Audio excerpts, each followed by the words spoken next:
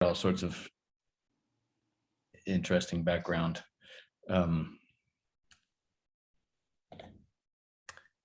Otherwise, so. And for everybody's information, this session is being recorded.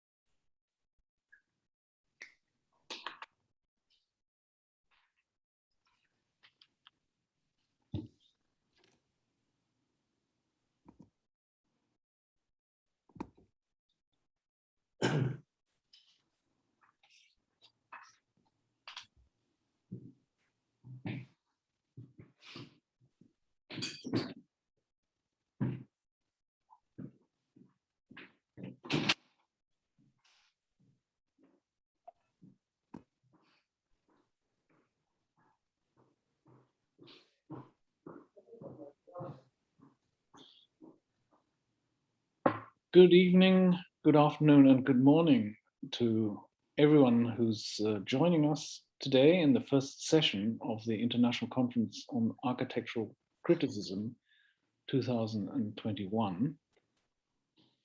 I'm extremely grateful to everybody who's been part of the organizational team,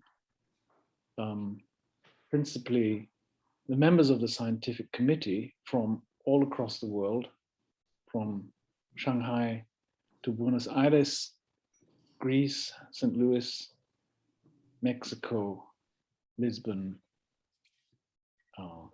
France, and Istanbul, Venice, and Frankfurt. Thank you very much for this tremendous effort. We've had a call for contributions about 9 months ago, and we received 108 entries. We went through all the abstracts and selected 32 papers for further development. And the result is that 16 papers have been advanced and are going to be part of the presentation this 4 sessions. This afternoon, tomorrow afternoon, next Saturday and Sunday. And there's going to be, each session is started by a keynote lecturer, and today's keynote lecturer is Kenneth Frampton. We're very happy to have Kenneth Frampton with us, very honored, and we're all looking forward to your presentation, Kenneth. I'll just welcome the co-chairs and hand over to the two. They are Anna Tostões from Lisbon and Robert McCarter from St. Louis. Anna Tostões and I have worked together for many, many years on Portuguese architecture in Portugal. Very happy to have her, long-standing friend and colleague, prolific researcher, historian, president of Docomomo for many, many years, a true force in architectural criticism and history, major contributions made to Portuguese architecture and architecture in the Portuguese-speaking world. Robert McCarter and I have also known each other for many, many years. We first met when Robert was teaching at Columbia University together with Kenneth Frampton. And of course, Robert is known to many of you for his standard works, one has to say, on so many important architects from Carlos Scarpa, Louis Kahn, Hermann Herzberger, and others. The list is legendary, and the books are comprehensive, well-researched, meticulously written. And Robert has been a steadfast supporter of this whole enterprise. So thank you to the two of you for taking on the first session, and I hand over to both of you. Oh, let me just say something about the structure of the session. We have the keynote lecture followed by a question and answer session. That lasts about an hour. There's a 10-minute break, and then there'll be a first set of 2 papers, each 15 minutes with a 10-minute question and answer session, followed by another 10-minute break. And then a second set of 2 short papers, same length as the first set, followed immediately by a round table discussion. So that's the format for each of these 4 sessions, and each one of these is about 1 hour in length. So over to you, Anna and Robert.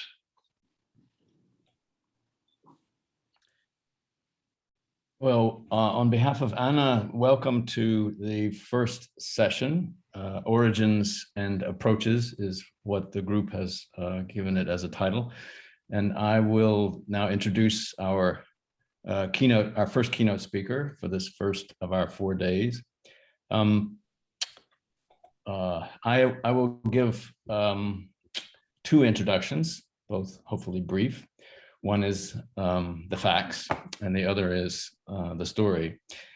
Kenneth Frampton was born in 1913 in Woking, UK, and is a British architect, critic, historian, and professor. Since 1972, he has taught at the Graduate School of Architecture, Planning, and Preservation at Columbia University in New York, where since 1974, he held the position of Ware Professor of Architecture. Frampton studied architecture at the Architectural Association in London, graduating in 1956, and subsequently worked as an architect with Chamberlain, Powell, and Bond in London, Dov Karmi in Israel, the Middlesex County Council, and Douglas Stephen and Partners in London from 61 to 65. While in Stephen's office, Frampton designed the Corringham Building, an 8-story block of flats in Bayswater, London. He also co-authored his first book with Douglas Stevens and Michael Karapetian, British Buildings 1955 to 65, and served from 62 to 65 as the technical editor of the British journal Architectural Design, or AD. In 1966, Frampton came to the United States to take up a teaching position at Princeton University, and then in 72 was appointed to teach at Columbia University.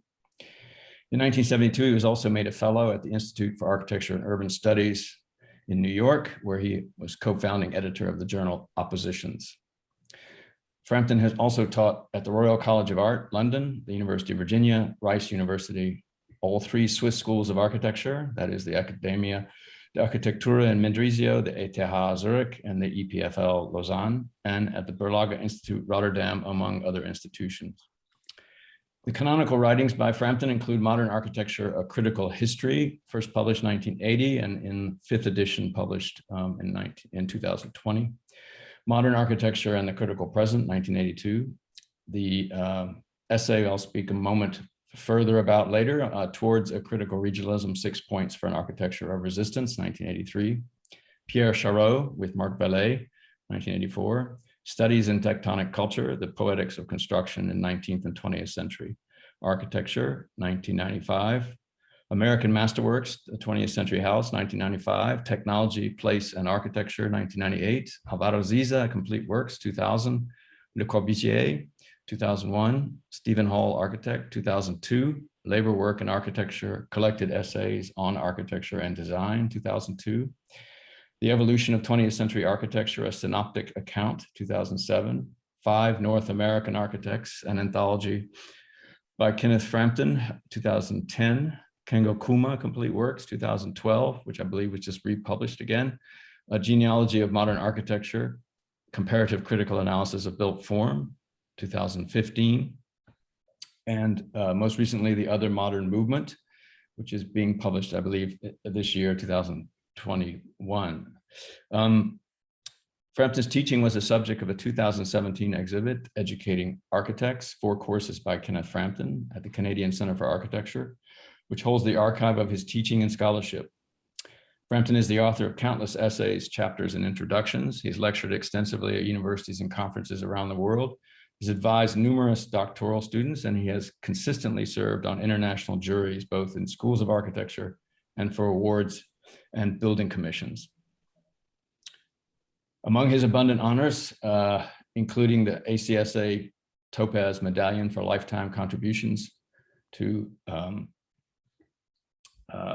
architectural education, the Fellow in the American Academy of Arts and Letters, the UIA Jean Schumi Prize, and the UIA Prize in Architectural Criticism, the Médaille d'Or of the Académie d'Architecture, Paris, Fellow in the Society of Architectural Historians, Architectural League of New York's President's Medal, Schelling Architecture Theory Prize, Lisbon Triennale Millennium, BCP Lifetime Achievement Award, honorary doctorates from a half dozen international universities, and maybe most recently, the Golden Lion for Lifetime Achievement in Architecture at the 16th International Exhibit of Architecture, La Biennale Venice in 2018, which was awarded by the Grafton Architects.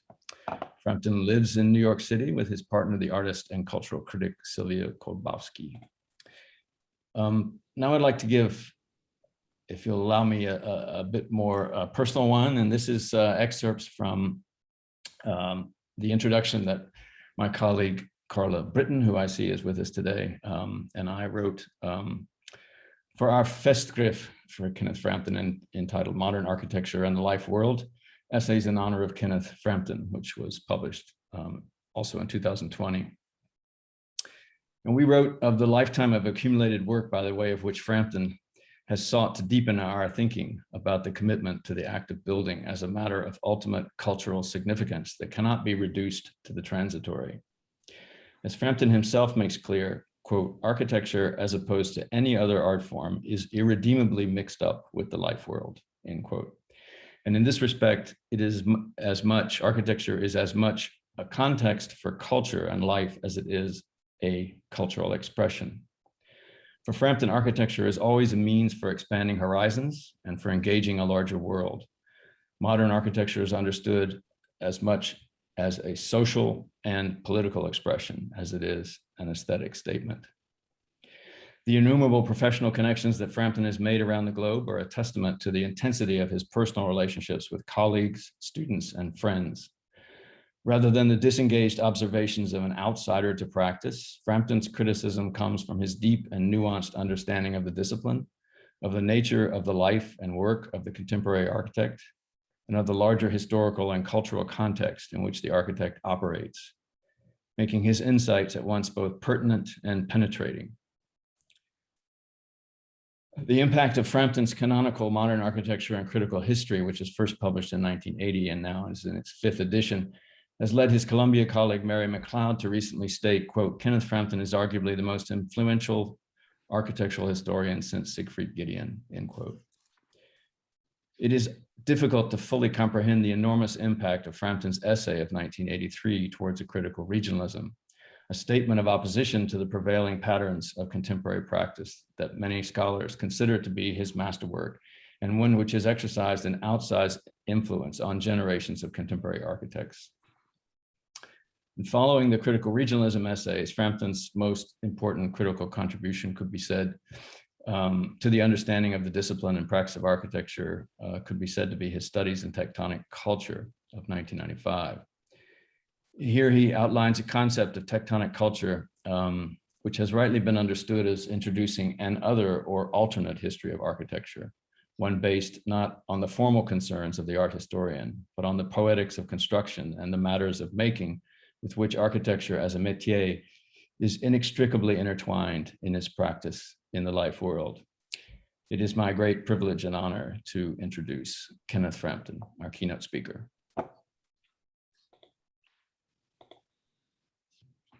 Well, can you hear me? This is the first question. Yes. I'm on, right? Good morning, You're on. everybody.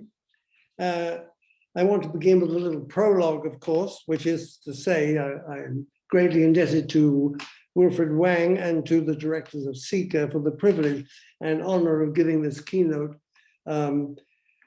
at what I think of as a reassembly of international architectural critics, since CICA has had what one might call a somewhat checkered, or let us say, infrequent career in terms of the rhythm of its meetings, so to speak, since its foundation by Bruno Zevi.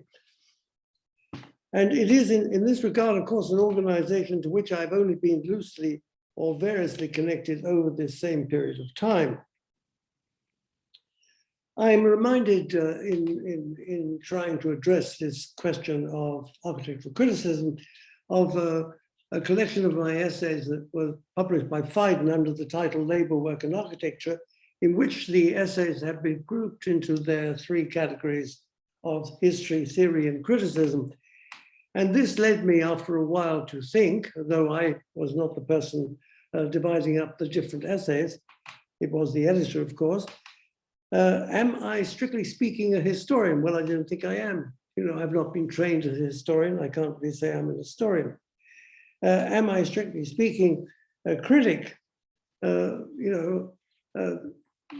That's even doubtful, I think. I've not really ever been a critic, a regular critic of any kind of journal or newspaper. And finally, of course, am I a theoretician? And I think that's also equally dubious, except perhaps, for one publication, which is, of course, Studies in Tectonic Culture, which in a way is a resume of not of so much of my own theoretical work, but of the long haul of architectural theory over time since the middle of the 18th century. And so I come to this task of making a keynote to this resuscitation of CICA, so to speak. I believe it now has been, since it was once a Congrès International des Critiques d'Architecture, the key letters have now been rearranged, but to begin with, international. I come to this task of giving this keynote with considerable doubts as to whether I'm an appropriate person, since whether I've ever been a critic is another contentious issue in my view. In his collection of essays entitled Building, Dwelling, Thinking, Martin Heidegger cites the German poet Friedrich Hölderlin for his bitter question, what are poets for in a destitute time? And in this vein, one may equally ask, what are architects for in our particular destitute time, or for that matter, what are critics for in our destitute time? In this benighted moment where we are no longer able to even, well, we're certainly not able to design cities anymore.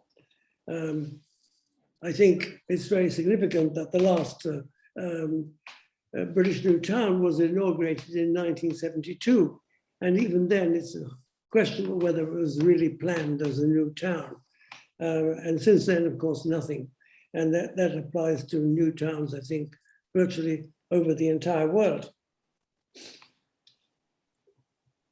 But when it comes to architectural criticism, I have in mind that liberal bourgeois tradition begun in the, I would say, at the same time as what we sometimes think of as the beginnings of modern architecture in the middle of the 18th century, with the rise of liberal bourgeois newspapers and the capacity of critics to focus on separate domains of culture, such as literature, music, and over time, drama, fine art, film, and even architecture, which became perhaps the last of all. I'm talking, of course, about criticism in in liberal bourgeois newspapers and not specialized architectural criticism.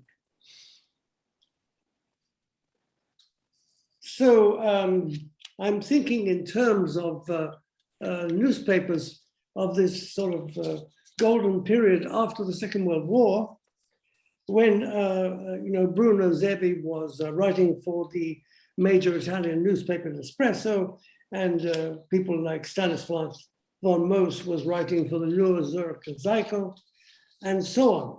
And following a tradition which had to some extent been established by Lewis Mumford, writing in the New Yorker both just before and of course after the Second World War. And a tradition that would be continued by Ada Louise Huxtable, writing for the New York Times in the 60s and from the 60s to the 80s, to be succeeded more recently by Nicholas Orosov before the position was quietly dropped by the editorial board of the newspaper. In terms of the United Kingdom, one thinks of the golden era of the 50s when Hugh Casson wrote fairly regularly in the British newspaper, British Sunday newspaper, The Observer. And one may add to this the fact that in the 50s, the specialized architectural journal, which had been established, of course, before the Second World War, the Architectural Review, was once subscribed to by the university common rooms throughout the country, therefore, of course, having a very broad readership in spite of the fact that it was specialized on architecture. And its pages, of course, were often devoted regularly to architectural criticism. And this reminds me of the fact that it was possible in that period to devote a whole issue of a journal to a single building. I'm thinking in particular, of course, of the Royal Festival Hall of 1951 in the case of the Review, but also one can go back further in time to the Dutch magazine Bendigen, for example, which would also equally specialized architectural magazine, which which frequently, in fact, devoted entire issues of the magazine to a single building. The idea that a magazine would, it's an idea that has long since been dead, so to speak. The idea that a specialized magazine would think or discover that a particular building was of such a quality and such a significance to the society and culture as to merit devoting a complete issue to a single work. And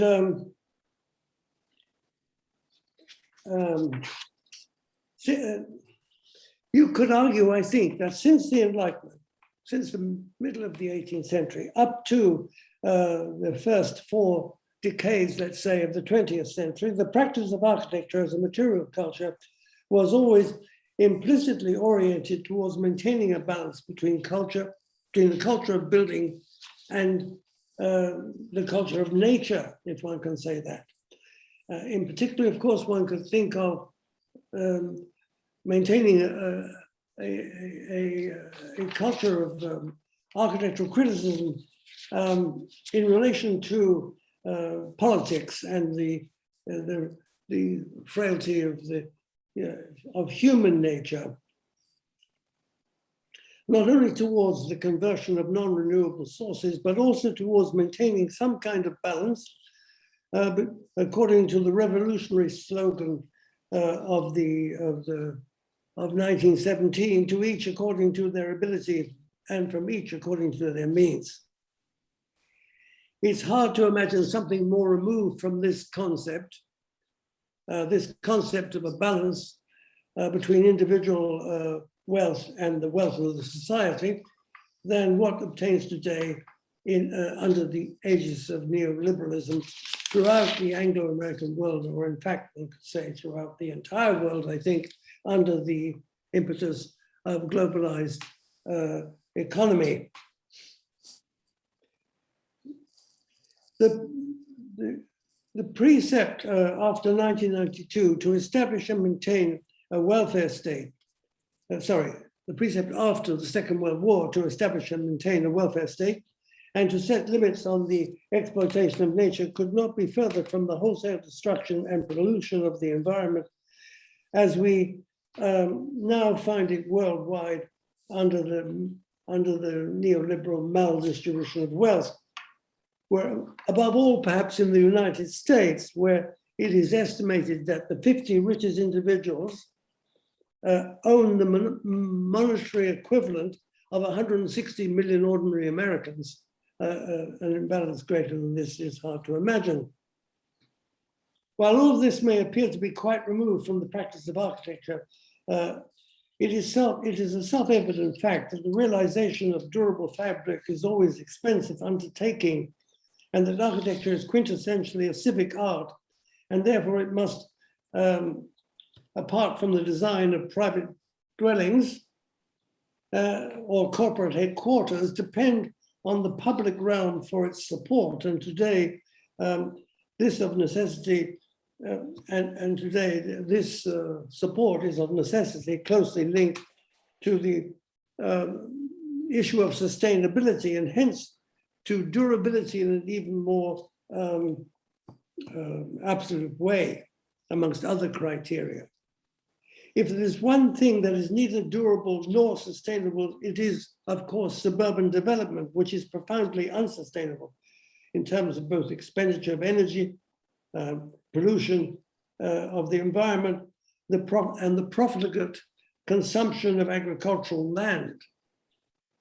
Perhaps the most disturbing aspect of our lifetime is the fact that the mass ownership of the automobile has rendered any kind of socio-ecologically valid pattern of land settlement virtually impossible to initiate, let alone sustain.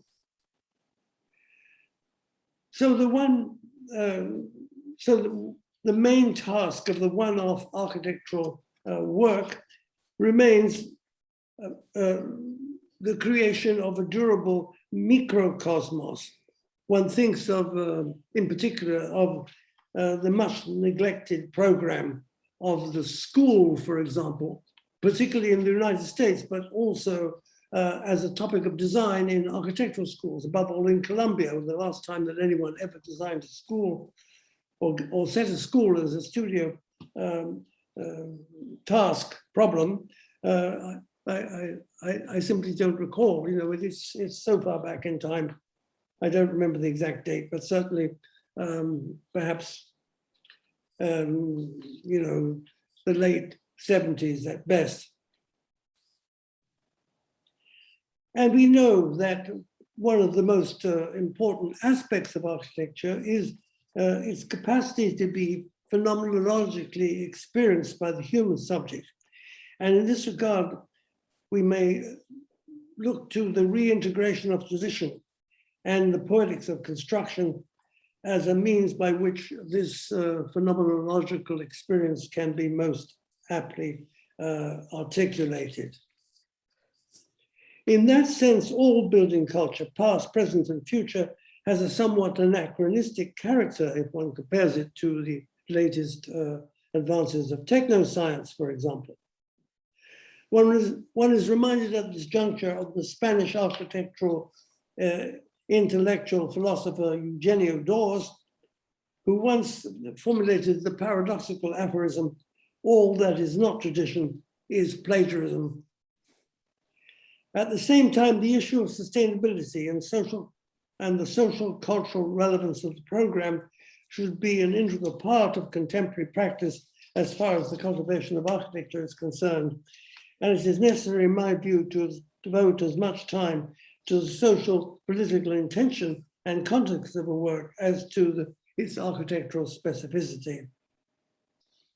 We now know that 35% of the world's carbon footprint is produced by the built environment, and of this, the larger part by far is that produced by the unstoppable suburban megalopolis, taking place all over the world. And I would like to mention at this juncture two significant recent publications. One of these is the London School of Economics, massive three-volume research document, The Endless City, which informs us that as of 2007, when these volumes were published by Fiden, 50% of the world's population was in fact urbanized. And the Endless City would have the temerity to predict that by the year 2050, it will be 75% of the world's population. So, and this has regrettably, of course, led to the proliferation of mega cities throughout the world. In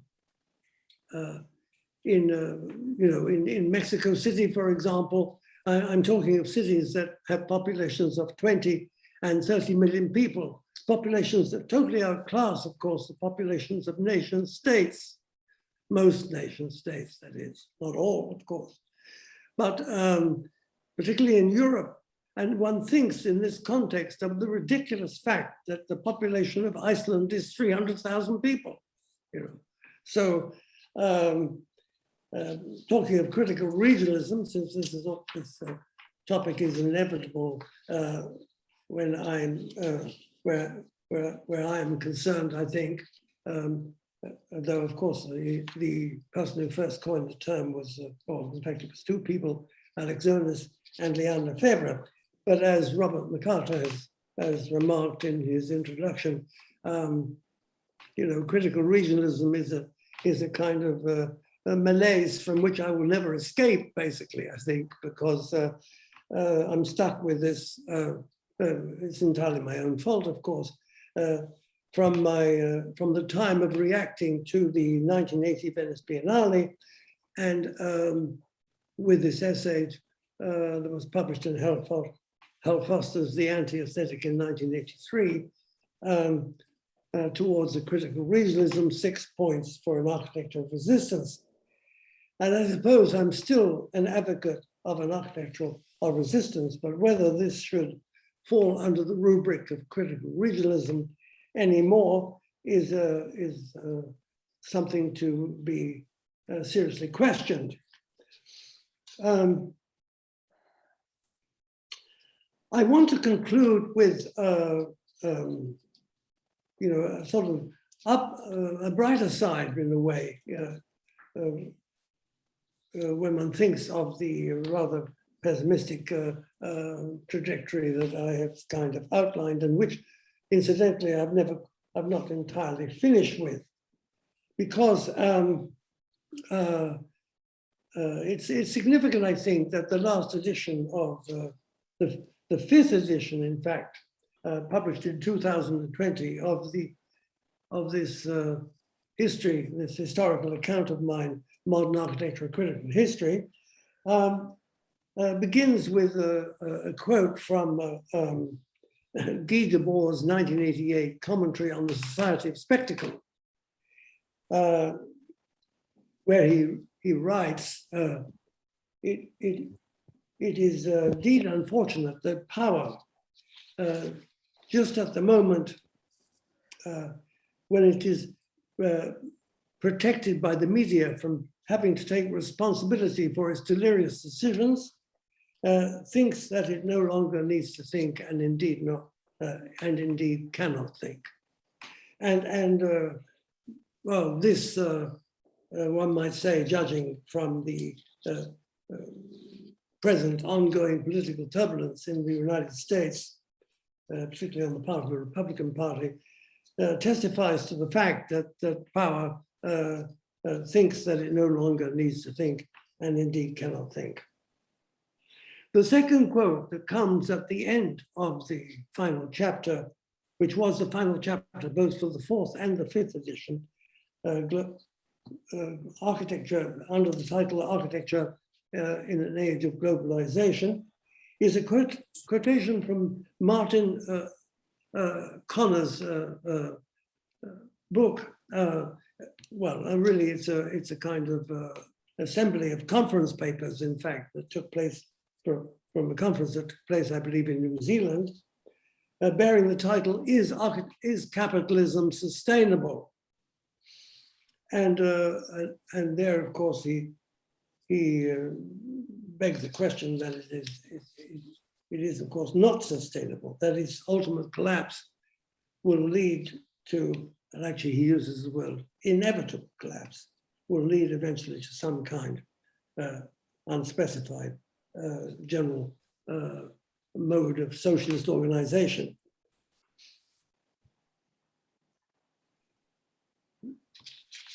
But on the upside, I think, I am convinced, particularly after writing the 5th edition, that there is more architectural talent of exceptional sophistication at work across the world today than there has been hitherto in the history of the modern movement. I'm thinking in particular, of course, of what I was brought to confront in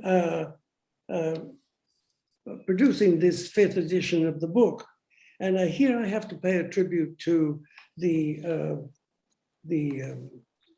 proprietor, or he is no longer involved, but the proprietor of the British publishing house Thames and Hudson, Thomas Neurath, the son of the founder of that organization, because he was responsible not only for the first edition of the book, but also for subsequent editions, which he always insisted on from time to time, in order, as he put it, to keep the book alive. So the first edition was in 1980, and 5 years later, a second edition came in 1985, in which the essay, or rather the substance of the essay towards critical regionalism was included as a separate chapter. Then 7 years later came the third edition in 1992, and then almost a decade later came the fourth edition of 2007, and then, well, more than a decade later, and then 13 years later, the current 5th edition in 2020. And this edition has a particular character, which was really the initiative of Thomas Neurath, which was to expand the book beyond its previous coverage of architecture exclusively from the Eurocentric and transatlantic point of view, to expand the book outside of this trajectory. And so this expansion took me 13 years to complete, in fact. Well, anyway, 13 years separates the 4th and 5th edition, the 5th edition being 2020. And it involved an expansion of doubling the book in its size, and turning what had hitherto been a separate chapter of the book, World Architecture, into a whole part of the book under the same title. And under this title, of course, I would try the totally impossible, and you could say disreputable, task of trying to cover the production of the entire world. And although I excluded very arbitrarily, you can say, certain nations from consideration, such as Russia, for example, or large parts of Eastern Europe, or even the Netherlands, what could be more outrageous, or for that matter, Switzerland. In some cases, of course, these exclusions were based on the idea, or on the fact that, to some extent, the production of these countries had already been covered up to a certain point in previous editions of the book. This attempt to address world architecture had been preceded by my experience as the general editor of 10 volumes published by the Chinese Architecture Building Press, in which at the millennium, in the year 2000, in which the aim was to select 1,000 buildings for the entire century. And that was achieved by dividing the world up into 10 rather large regions, and with one region for each volume of the enterprise of the collection. By the way, a collection that has never been adequately distributed, paradoxically enough. It was, of course, produced and it involved, of course, many individual separate architectural critics and teams of critics under their editorial leadership for each of the 10 regions into which the world was somewhat summarily divided. And so that was a kind of collective critical project, let's say. And in fact, its subtitle was A Critical Mosaic. And that, of course, was one model I used in trying to write this, I think, what will surely be the last edition of this book, Modern Architecture, Critical History. The other model was also a model of the millennium. Of course, the millennium naturally made one think of what had been achieved through the entire span of the 20th century. The other model was Luis Fernando Galeano's 4-volume atlases sponsored by a bank, which incidentally reminds me, of course, that no bank in Anglo-America would ever sponsor a cultural publication like that. It's only in countries like Italy and Spain that banks would stoop to actually using some of their profits for the benefit of cultural enterprises. Anyway, this particular enterprise involved, at the millennium, involved Galeano in dividing the world into 4 sections: Europe, the Americas, Africa and the Middle East, and Asia and the Pacific. And in trying to write this kind of preposterous coverage of world architecture as an expansion of modern architectural critical history, it really, of course, should have been 2 volumes, but publishers are very antithetical to the 2 volumes these days. So it has become an obese publication. From being a kind of modest paperback, it's now altogether too thick to carry. I followed this, these 2 models. That is to say, the World Architecture Critical Mosaic as published by the Chinese at the millennium, and Luis Fernando Galeano's Atlas, 4-volume Atlas series of books published virtually at the same time. In the case of Galeano, the world was subdivided into Europe, the Americas, Africa and the Middle East, and Asia and the Pacific, as I've already said. But working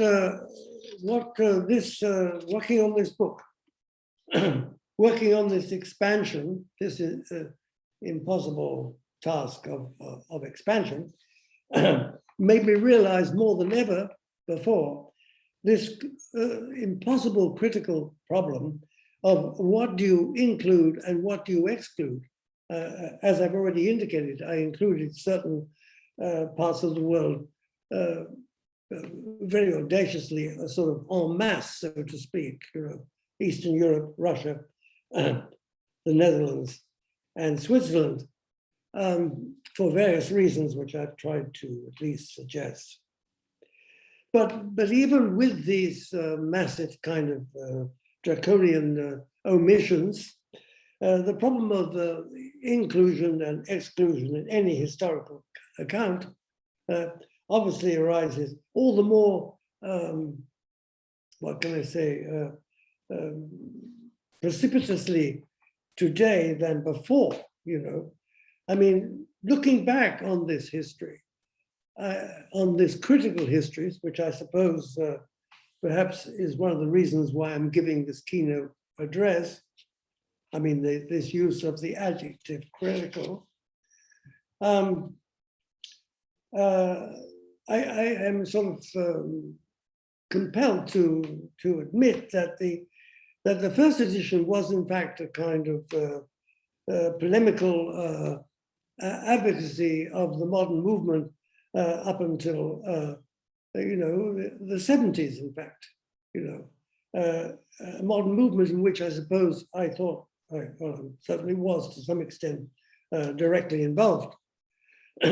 This term that goes back to Otto Wagner's Moderne Architektur of 1894, this term of his, Moderne Bewegung, modern movement. That was something I deeply believed in up and over the 10 years that I worked on the first edition of the book, 1970 to 1980, with Robin Middleton breathing down my neck, telling me, you don't need this adjective, it doesn't add anything, you don't need this sentence, you've written it already, you've said it already. I mean, this was a kind of a guerrilla course in writing concisely, surprisingly enough. And I hope, of course, I so internalized that it is still evident in the last edition of 2020. One of these problems that attends the issue of inclusion and exclusion, I mean, the principles of either one or the other, is this challenge of operative criticism coming, you know, in the 70s, of course, from above all Manfredo Tafuri and the School of Venice.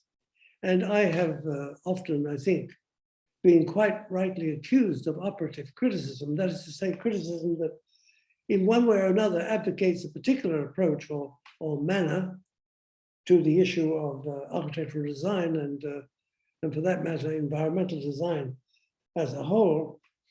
And I would answer, and I thought of it this morning in adding the final touches to this address, that in the end, all criticism is operative, in my opinion. How can it be otherwise? All criticism is, to some extent or other, ideological. And with this, I think I will conclude this somewhat,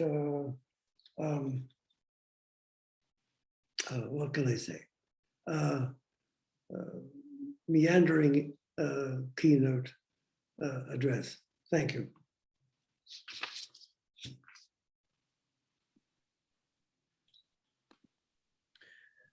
Well, thank you, Kenneth. I think Anna and I will field any questions. We have some time for questions before this session moves to the next venue. I believe we have a break following the questions and answers, but I'll let Wilfred stay on top of the larger issue. But I sent out a note to ask if you'd like to have questions in the chat. I see we also have raised hands. Whether I know how to deal with that, we'll see. Let's see, where is the raised hand? Elias. Hello. Thank you, Robert. Elias. Elias, sorry. Hello. Welcome. Hello, Anna. Hello. Hello. Hello, Ken. Thank you very much for your lecture. It's the second time in a few months that some of you follow your lecture. The last one was in April, where you talked about 7 retrospective points. And today you focus, I think, more on the subject of inequality and in matters of scale in a global sense. As yours has always been an agenda of revolution, operative criticism, you said in the end, both your most well-known perhaps were critical regionalism, the critical history of architecture, also the rappel à l'ordre, a case for the tectonic. In all of this, you have this agenda of revolution, which starts from a more general perspective. Now, today, I think, if I noted correctly, you said that the work of an architect is the creation of a durable microcosmos, a durable microcosm. And that is within a global context. So my question is, through what means do you think that is viable? Is it possible to change things through an accumulation of microcosms, what architects do? Or can there be a global agenda? There has to be a global agenda. Is it possible through the small to affect the large? Thank you. Yes, well, I'm reminded a little bit of Aldo Rossi's remark, deprived by history of all tasks I could take seriously. And this, of course, led him, amongst other things, led him into a kind of metaphysics, I think, in the end.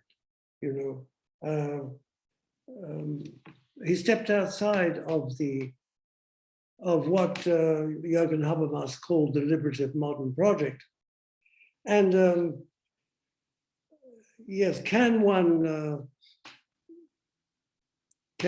affect the future? That would be one way of interpreting your question. Can one affect the future in a significant way through an accumulation of works of microcosms? I think that would be one way of summarizing the question. And it makes me think, for example, vis-a-vis microcosms, of the last female mayor of Sao Paulo, who was in her term in office, and incidentally, of course, it's of the greatest consequence that she was a member of Lula's Workers' Party, built, I think, something like 42 schools. I mean, this is, I think, in a 10-year span, or I can't recall exactly how long she was in office. She built 40 schools. I mean, she didn't build it herself, of course, but she was instrumental in the construction of over 40, I think, schools in the favelas of Sao Paulo. And these schools, in fact, became, were in fact not only schools, they were designed, of course, to be community centers. You know, of course, functioning as such mostly in the evenings or at weekends, but they were, in fact, to coin the term of Hannah Arendt, spaces of public appearance. And they were, of course, micro-universities in a sense. And they were, of course, yes, this space of appearance in a spontaneously built favela, which had no space, no public space at all. I mean, it provided, of course, other services, other necessary social and community services. I mean, I think this idea of the school, or for that matter, a library, which is also happening to some extent in the States, the library, that is, the library interpreted as a community center. I mean, I think that this is one example of microcosms that in aggregation could have an effect over time. In a moment of history in which the domination of late neoliberal capitalism has kind of preempted programs of this kind, most particularly, of course, in the Anglo-American world, but also to some extent, in certain parts of Europe, particularly in Eastern Europe. And so that's one response. And perhaps the most important one. The other thought I have, which comes from an essay by Harry Mulgrave of recent date on paradise, which appears in this book, Modern Architecture and the Life World, is the thought that comes from Alvar Aalto, because in this essay, Mulgrave states that he was inspired by Aalto's remark that his desire was to produce a paradise on earth for man. And this led Mulgrave into the theme of paradise. And though this may seem outrageous, of course, what can be immediately produced for the benefit of people living in a certain place or a certain spot of the earth at a particular period of time has a kind of value. But the fact that these what can I say, diffused incidents are not able to affect the larger picture. This, of course, is surely the case, you know. And you use the term revolution in talking about my own kind of efforts, so to speak, to find a way to ground architecture, let's say. You know, what one senses of this particular moment in time is that revolution, qua revolution, is virtually impossible, I think. And the world has become so utterly economic and globalized that exactly how or where such an uprising could possibly take place is very hard to think, if by the term revolution one literally means political revolution. Thank you very much, Kenneth. And your example of schools, I think, is very interesting because they're not microcosms anymore. Now they constitute a social program. So maybe that's a step up from there. Yeah. Okay. Robert, have, I believe we will have several questions yes, to yes, Kenneth, but we are just in time. I suggest that we keep the questions for the round table. What do you think? well, Wilfred says we have a little bit more time, so I think we could, Kenneth, we have 3 questions, All right. which unfortunately I'm not finding a lot of common ground. So maybe from the first and the last, but I'll give the first one to you, which is from Christopher Chu. Should countries continue to function as a denominator for describing architectural production, since architects operate globally in some ways and architectural ideas are more diffuse and not so inherent with particular regions or countries? That's his question. Yeah. And I could tie it to Singal Gul's question that I look at it, which is, what are the major paradigms over which you choose buildings to include in your history books other than geography? So actually those two have some commonality, those two. And then the other question is quite different. So why don't you take that one on first, those two? Okay. Well, I mean, in terms of, I do refer to the fact that star architects, perhaps a little less now than in the last 2 decades, I'm alluding to star architects, travel all over the world, you know, building works all over the place, usually for very privileged clients, and i.e., of course, very wealthy clients, and that, of course, I think has been yeah, on balance, perhaps rather negative, not always negative, but on balance, perhaps it has been rather negative. The other question, which is of course challenging the whole idea of region, whether, you know, it's related to the first question, but whether it's still valid to predicate architectures on regions. I have two remarks. One is, well, you know, regions are particular climates. It's not just one climate the world over, even though there is obviously the impulse of the fact of climate change is perhaps, yes, having an impact which might even, as it were, level out differences between climates. Climates are still, you know, particular, not only to regions, but also even to specific topographies, specific land masses, etc.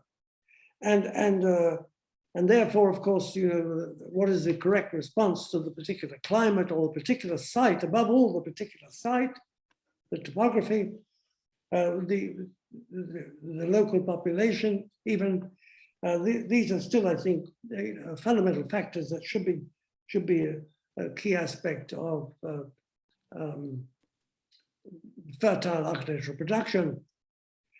So, of course, you know, the question of whether it should be, as it were, organized according to nation states. I mean, that maybe is an issue that perhaps the regions do not necessarily correspond to nation states. The borders between nation states, so perhaps, you know, that's a valid critique, I think.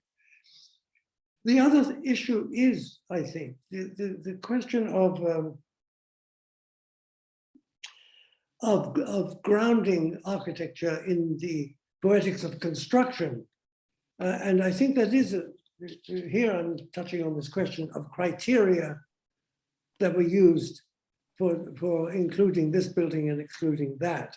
I mean, I suppose I would like to think that in this last edition of Modern Architectural Critical History, I was always consciously or unconsciously concerned about the expressivity of the construction. I mean, of course, about its content and its context, but also about its own inherent, if you like, relatively autonomous constructive being. So that, in a sense, we are talking about criteria, critical criteria to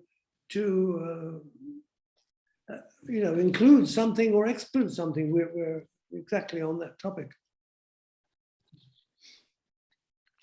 So, Kent, hello. I'm very happy to have you here with us. And we have one more question. And now I found a connection with what you said concerning the criteria. And I always remember that very, very young, you were in the AA in the tropical architecture course. And I found very interesting this approach you made to climate and to the place, the circumstances of the place. And now we introduced the poetics of construction, so the transcendence that turning architecture meaningful. And so the other question we have here perhaps could have something to do with your very special criteria. I think it's from Andreas Giacomaccatos, and he asks you, dear candidate, after the great narratives of the second half of the 20th century, Zevi, Benevolo, Frampton, Curtis, what do you think about the more recent historiographical production of the last 2 decades? And he's mentioning Cohen, Davis, Prestinenza, Pulisi, Biraghi, etc. How do you appreciate the account of the critical historiographical approaches today? I find that question extremely difficult to answer because It's the climate thing, following the climate. Yeah, I mean, a confession is called for because a lot of the writing that's been referred to, I don't really know. I mean, this is kind of scandalous, but it has to be accepted by me, at least, as a fact of my own limits, you know. I don't know really the writing of Colin Davis or Baraghi, etc. I mean, I simply don't know these authors. And that doesn't mean to say I should know them.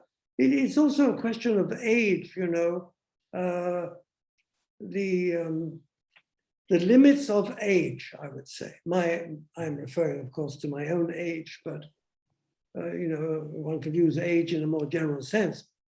I mean, I simply don't know this historiography. This is the problem. Therefore, of course, I'm completely helpless. I can't answer the question, really. So it's easy. Sorry? Thank you, Kenneth, in any case. Thank you. Thank you very much. Okay. Yeah, you should send me a reading list. What? I love that. Okay. Okay. I will send you. Okay. Please do. But Yes. commented with commentaries. Yes, annotated reading list. Okay. Okay, Robert, I believe we should move. Yes. Otherwise, we've got problems. Yes. So we will take a 10-minute break, and then we will begin with the first paper in this session. So see you in 10 minutes. Thank you so much, Kenneth. Have a good breakfast, I hope. Now. No, fine. Thank you. Thank you, Kenneth. And we will resume at 15:15. Okay, see you. Right.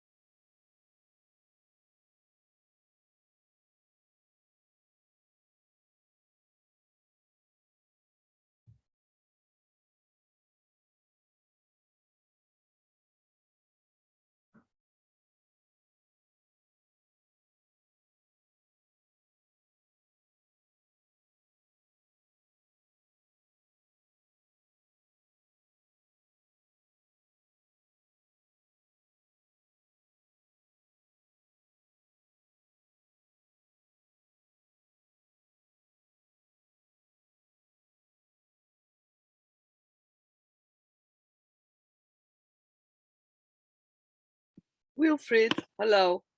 Is it possible afterwards to have the tapes, to send us the tapes? This is good.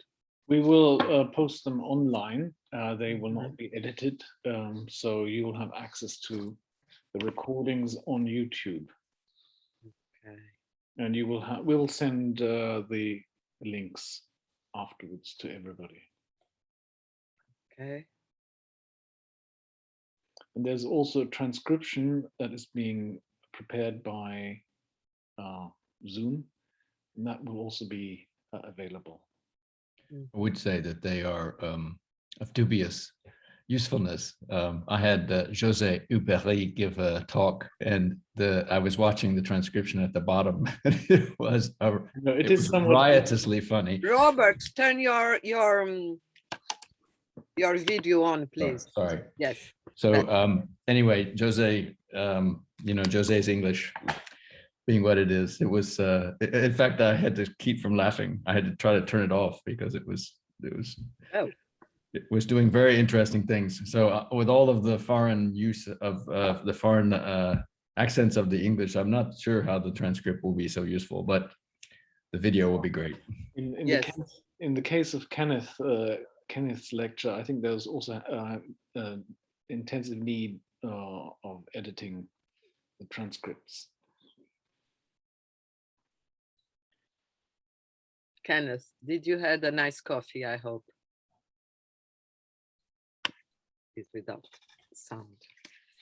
So, Wilfried, you tell us when to start. As Portuguese, I'm trying to be very Germanica, keeping the schedule. Very good. So let me just say these general things to everybody, that there has been some confusion maybe about the start times, that in fact it's not 1400 hours Greenwich Mean Time, but 1500 hours Greenwich Mean Time, and it's actually what the press release states. So I hope that everybody's been able to adjust that. We're going to correct that in the website.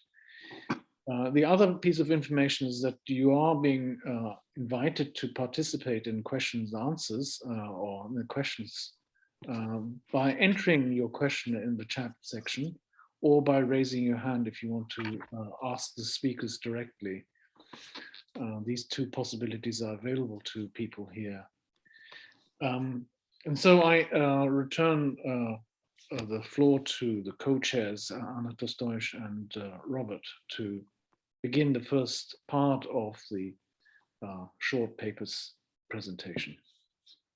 Okay, thank you, Wilfried.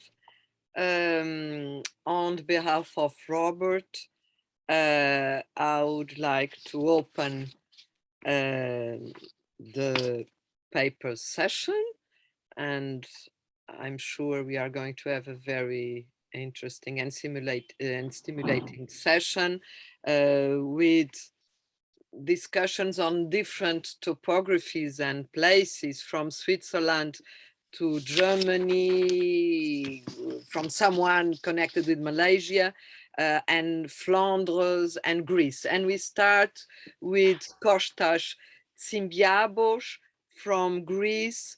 He's a professor in history and theory of architecture at the School of Architecture of the National Technical University in Athens, the NTUA. He's chair of Docomomo Greece. He studied in Athens and New York in Columbia University. And his research has been published in international journals such as the Journal of Architecture, Architectural Research, Quarterly, Architectural Histories, and as well in collective volumes. His interests focused on the promotion and use of concepts and interpretive tools borrowed from philosophy, political theory, and psychoanalysis in the history and theory of modern and contemporary architecture. His books include From Doxiades' Theory to Piccioni's Work, Reflections on Antiquity in the Modern Architecture. It was published by Routledge in 2018. And Ambivalent Modernity, 9+1 Texts on Modern Architecture in Greece. It's published by Ipekentro in 2017. He recently co-edited the exhibition catalog, The Future as a Project, Doxiades in Skopje, from the Hellenic Institute of Architecture 2018. And so I welcome and I give the word to Kostas Tsimbaos, and he's going to present us a critique of building construction, tactics of resistance in Piccioni's Acropolis works. So welcome, please, the floor is yours. You may share the screen, I believe. Sure. Thanks for the invitation. I was very happy to see Kenneth Frampton again. 20 years after I was following his lectures at Columbia as a postgraduate student. So I guess you can see my screen. Is it full screen? Okay. In the introduction of his studies in tectonic culture, Kenneth Frampton discusses an architectural work that, in his opinion, was the exact opposite to a sterile techno-economical understanding of architecture. This work was Dimitris Pikionis' architectural landscaping on the Philopapos Hill, also known as the Acropolis works. While Kenneth Frampton and many others have explained how and why the unique quality of Pikionis' work is a result of its materiality, few scholars have focused on its materialization. And for someone who is not aware of the work's specificities, like some historians are, this seems like a work that was not made following specific laws, rules, and other techno-economical limitations, but was a result of ethical virtue and aesthetic intuition rather than modern management and technical planning. Without denying the fact that the specific work's design philosophy and construction particularities divert from the norm, I will argue that a reconsideration of this work as a typical public work in the Greece of the 50s can cast light to other modes of intellectual and material resistance, which involve a variety of power acts and practices performed by multiple actors: supervisors, engineers, civil servants, contractors, managers, etc. Such an inquiry can relocate the critique of building construction in the open battlefield of the construction site, rather than in the formal consideration of the building in its finished state. One thing that is not often acknowledged is that Pikionis was not the head of the project from the start. From his letter to the Minister of Public Works, written on May 12, 1955, it becomes clear that Pikionis' role was not that well defined. In a way, Pikionis sent this letter to the Minister of Public Works, Konstantinos Karamanlis, in order to set the framework of a collaboration that was not certain yet. In specific, Pikionis described a kind of involvement that must go far beyond the technical account of the drawings. What is commonly designated as architectural supervision is a totally inadequate term for this project, which necessitates the extensive exercise on the site itself of free initiative, a kind that cannot be foreseen in any blueprint or described in any contract. As for instructions, the architect himself will have to interpret them with the help of his assistants. Karamanlis will become Prime Minister on October 5, 1955, and eventually the complex network of contractors, architects, engineers, politicians, and officials of the Greek state involved in the project will follow this structure. I'm not going to get into this. I guess in the written text, if it's going to be published, all these things are explained. Just you want to have an idea about how complex this network of the persons involved in this project was. The reports signed by the various officers of the Ministry of Public Works not only provide information on the building materials and procedures, but also describe the reasons why the project's progress was never according to schedule. One reads, for example, that the two stages of the project refer to two different contracts. Since September 1955, if not earlier, the first contractor, named Agoropoulos, had to collaborate with Dimitris Pikionis and architect Eleftherios Dendrinos, a state engineer that the ministry had placed next to Pikionis. The report, dated November 25, 1957, explains the circumstances that made Agoropoulos terminate his contract in March 1957. Complete lack of detailed drawings by Pikionis, endless testing of multiple successive design solutions on site, and various technical and financial issues impossible to deal with due to the project's unconventional, quote, artistic form. Dendrinos was also replaced by Pikionis after Pikionis insisted to assign the supervision of the project to Marinos Sarellianis. We'll talk about Sarellianis later. In practice, Pikionis did never allow Dendrinos to determine anything, claiming that the minister himself had ordered Pikionis to be the one and only responsible for every architectural detail. What becomes clear is that despite the delays and the difficulties that both the contractor and the state engineer faced in their collaboration with Pikionis, Pikionis' authority was never questioned. However, the civil servants at the Ministry of Public Works felt that their job was not facilitated, as it should have, by the choices of their officials. When the principals of the Office of State Engineers realized that it was not possible to construct the project as scheduled, they suggested to ignore Pikionis and finish the works by deciding on the final details themselves. On a report dated November 13, 1957, the head of the Office of State Engineers, named Karakatsanis, emphasized that the one and only responsible for the delays was the person giving the directions and having general responsibility of the project.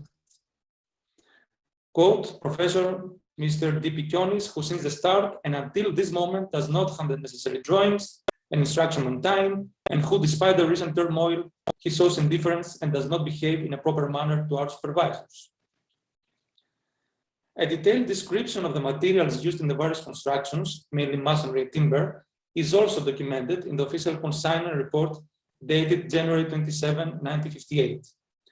The report briefly describes the main constructions, the renovations of the old temple of St. Demetrius with its new extension, and the sets at the eastern and southern sides of the temple and the pavilions complex. Other constructions mentioned are the gate to the courtyard, the ancient temple found during the excavation for the toilet and storage building, and the toilet and storage building. The report also informs us that sometimes Pikionis himself was signing the orders for materials, but more often it was Pikionis together with Sarellianis, asking for 3 different offers from 3 different suppliers before approving the lowest one. The courtyard is described as a composition made out of marble plates, raw rocks, marble benches, and small stone columns.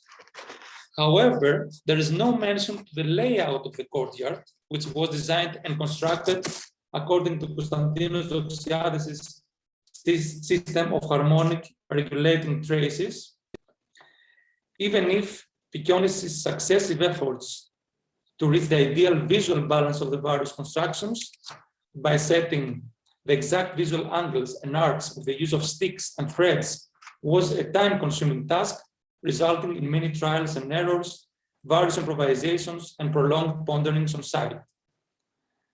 The lines and shapes,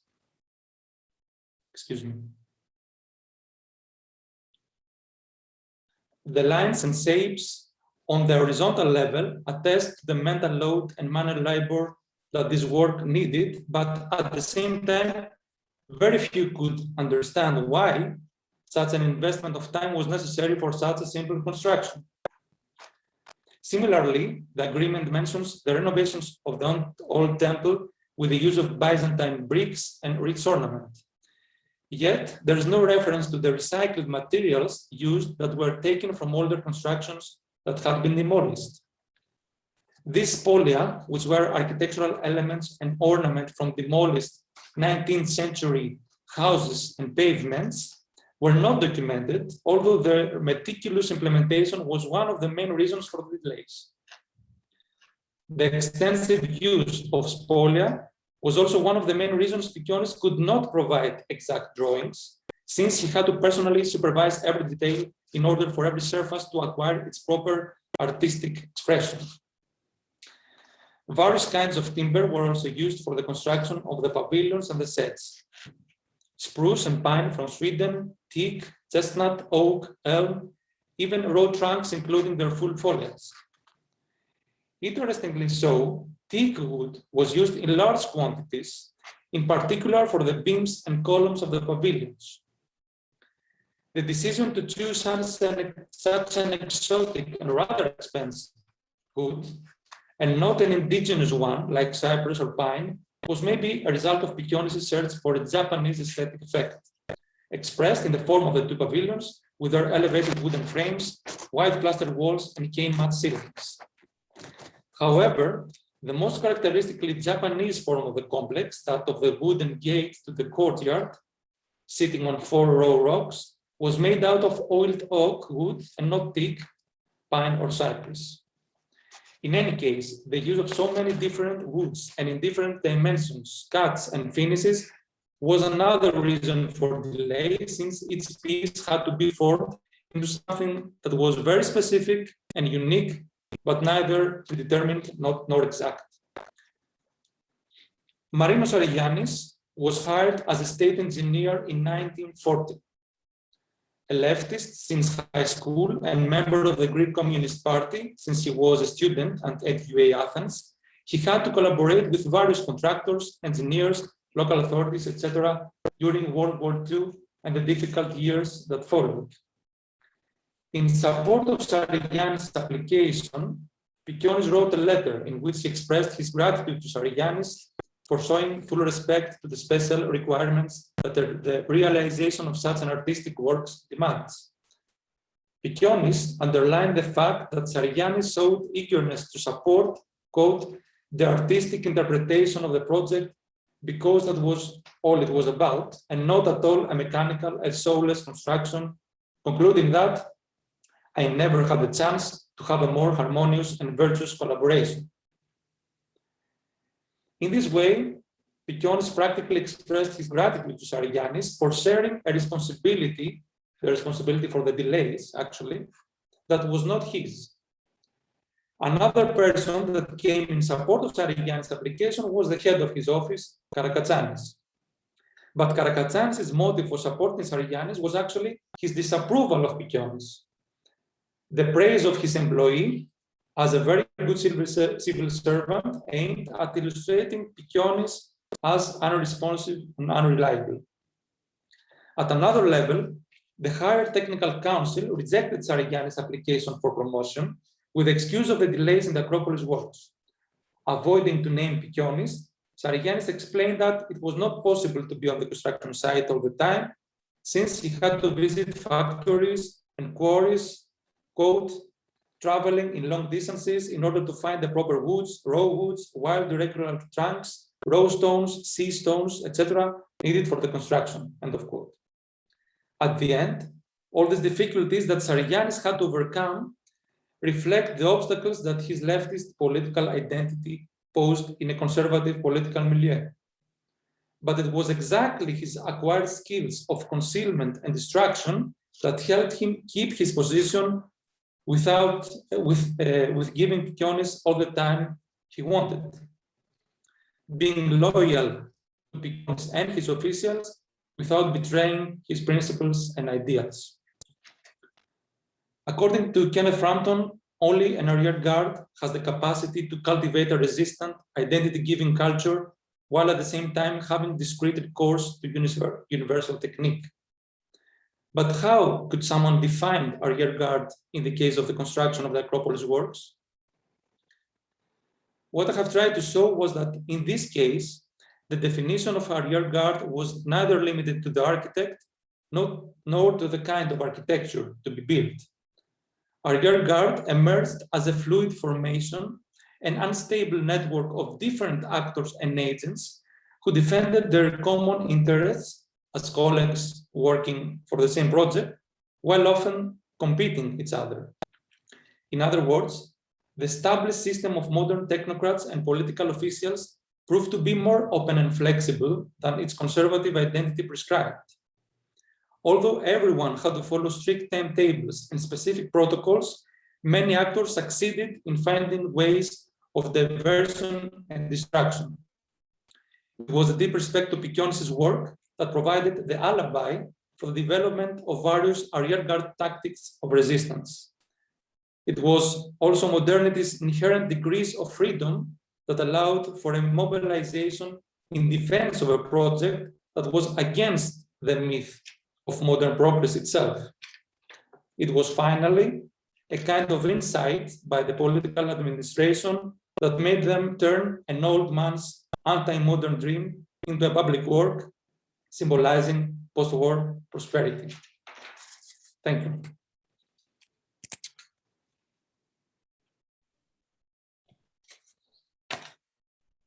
Thank you very much, Kostas Tsimbaos. Yes.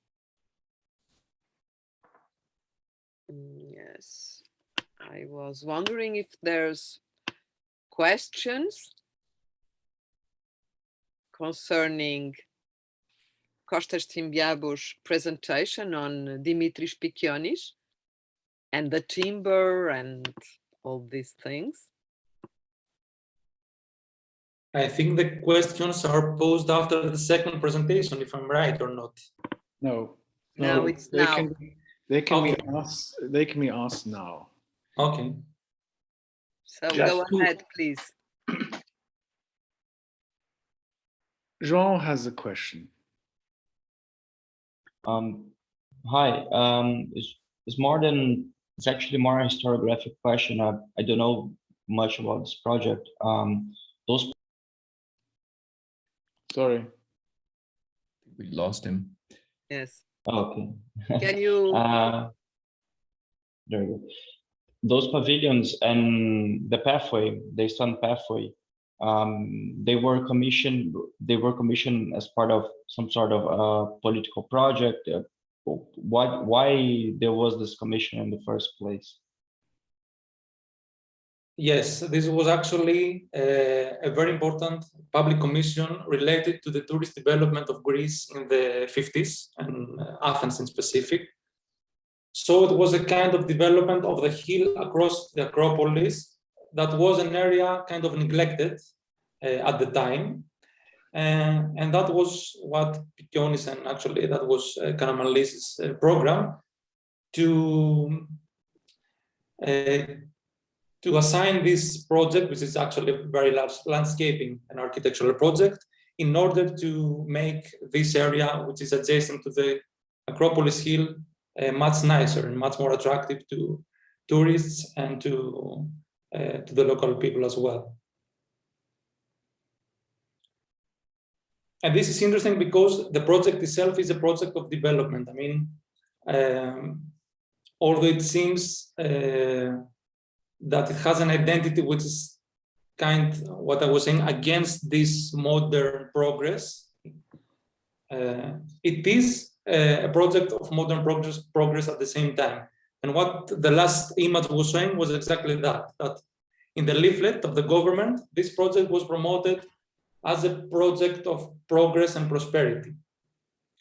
Although its image, I mean, if you think that another important project at the same era was the Hilton of Athens, that Pikionis' project was exactly the opposite. But both projects were actually parts of the same program. That's interesting. This is interesting. Yes, this is very interesting. And now I see Luis Noel Graz. Luis Noel Graz, welcome. You raised your hand. Please go ahead. Thank you.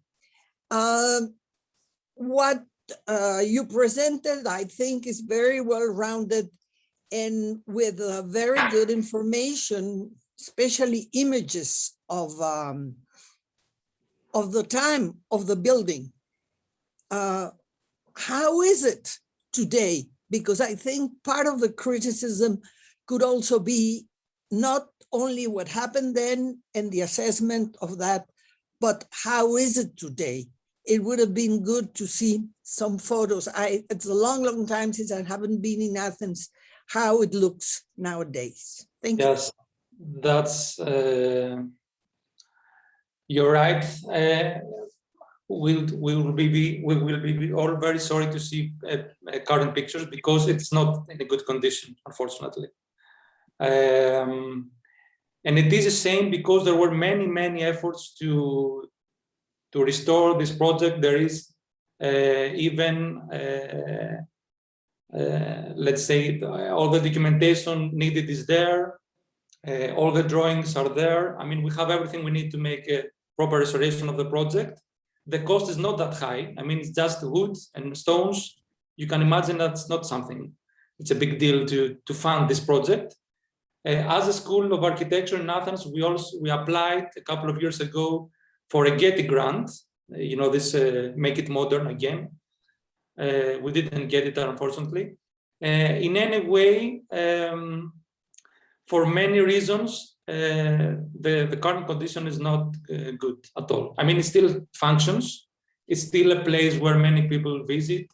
The church functions and all this, but the general condition of the constructions is not that good, especially the wooden constructions. Okay, thank you. I believe that we raise now another step, which is the maintenance of architecture. So architecture is not just to think, to build, there's the maintenance and the conservation. And in fact, this is a kind of œuvre d'art in Athens, and we should move forward to keep it, because it's really delicate with all the wood, the timber, and so on. I would like now to give the word to Sengol Gur, please.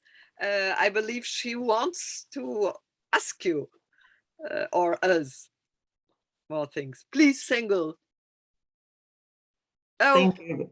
Thank you very much. It was a very nice presentation. Actually, I visit the site every 20 years. So I have most recent experiences of the site. I'm happy with your presentation. However, the building is positively criticized by a Turkish critic in Turkey. I think the book is not very old. It's somewhere between 5 years or so, 5 or 10 years, whatever. And the emphasis was on the cladding of the pathways and all these cobblestones, how they took us back through the centuries to the very past. And this was overtly emphasized, but you never touched upon the phenomenological issues related to the site. Could you just say a few words, a few sentences? Yes, you're right. Actually, I would be interested in this book. If you can write the title of the book in the chat, I would like to have a look. Yes. Yes, I mean, this is one of the most important projects of Greek architecture of the 20th century, and many things have been written since at least the year it was finished. I mean, so I could not, my intention was to focus on something very specific, which was exactly this kind of network of actors involved in the projects, and how all those actors together form a network of resistance at the same time. So the state, which on the one hand has a problem because of the delays, on the other hand, it keeps supporting this project, which is problematic. And this is, in my opinion, what is interesting. Of course, there is the philosophical question, the phenomenological question. In my book, I'm mentioning in all this, in Pikionis' references, in Pikionis' influences, in his background, how Doxiades' theory was used by Pikionis in most of his projects. But today was a very short, the presentation was short anyway. But in any case, I was trying to focus on this specific question of the construction site, and what does a focus on this construction site can tell us today retrospectively about modernity, the Greek state. What did it support, how it supported this project, what were the problems, and how, despite the problems and the delays and all the conflicts, this project eventually was realized as a very important project of the Greek state. Okay. Kostas, thank you. I will give now the word to Wilfried, but I must aware, Wilfried, that we have only 3 minutes. Oh, I don't want to be long. I just want to say that Kenneth Frampton has written about this particular project in a catalogue for the AA with the title Sentimental Journey. And I think that when Kostas speaks about modernity, I think it's for people standing outside, well, for people the generation of João, you know, who are around 20, 25, 30, the notion that this project is considered to be part of the modern project is not immediately obvious. On the contrary, I think they would be taken aback because the forms used are sentimental, melancholic, they are archaic. All these words have been used to describe the work. And yet there was already in modern architecture with even people like Le Corbusier and Marcel Breuer, a vernacularization of the architectural language in the 1930s and 40s. So that process has been going on as a critique of the overarching effect of modernization. And I think that it's very important. I mean, I know, Kostas, you've been focusing on one particular issue, how this thing was actually materialized. And I appreciate that very much. It's a very deep piece of research. But I think it's important that one, as Şengül has tried to elicit from you, to draw out a few general statements in order to contextualize the significance of your research for somebody who is not as initiated in the topic. Mm-hmm. May I just add one phrase to what Wilfred said? Yes, please.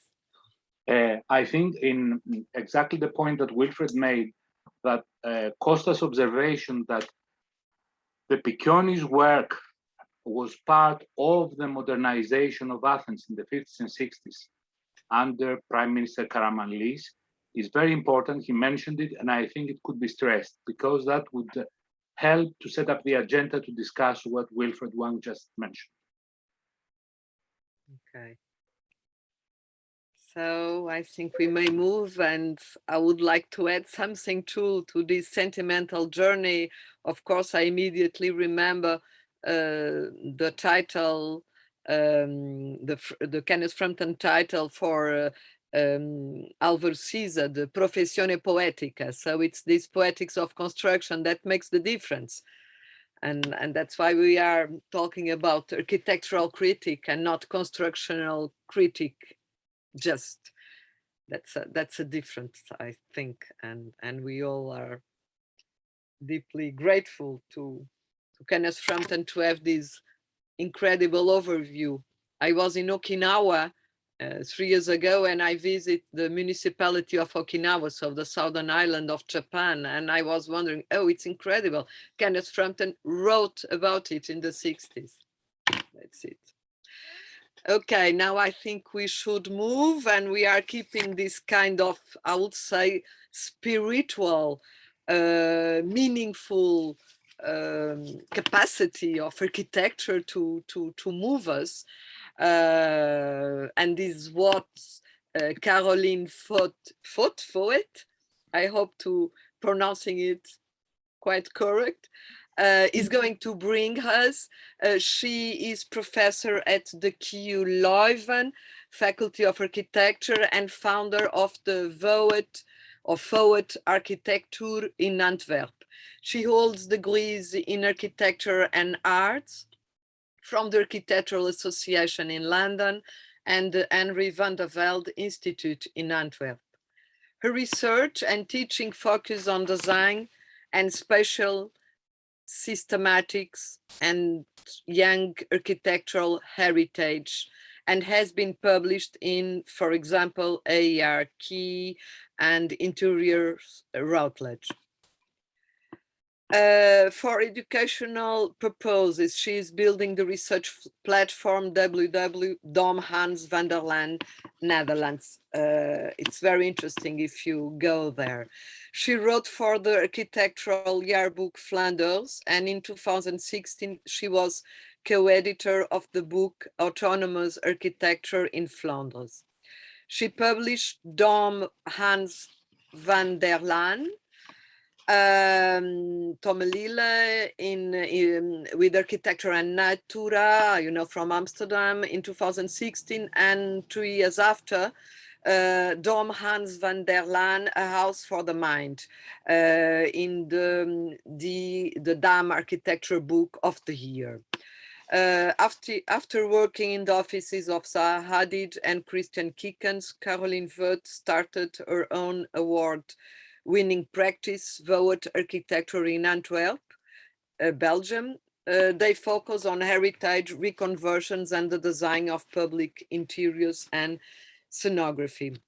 So welcome, Caroline, and I'm very happy that you bring to us the Dutch Benedict monk and architect van der Laan, and I hope the Saint Benedict Abbey in Vals, which is something absolutely precious. So we are having an incredible starting of the paper section. So the word is for Caroline Voet, please.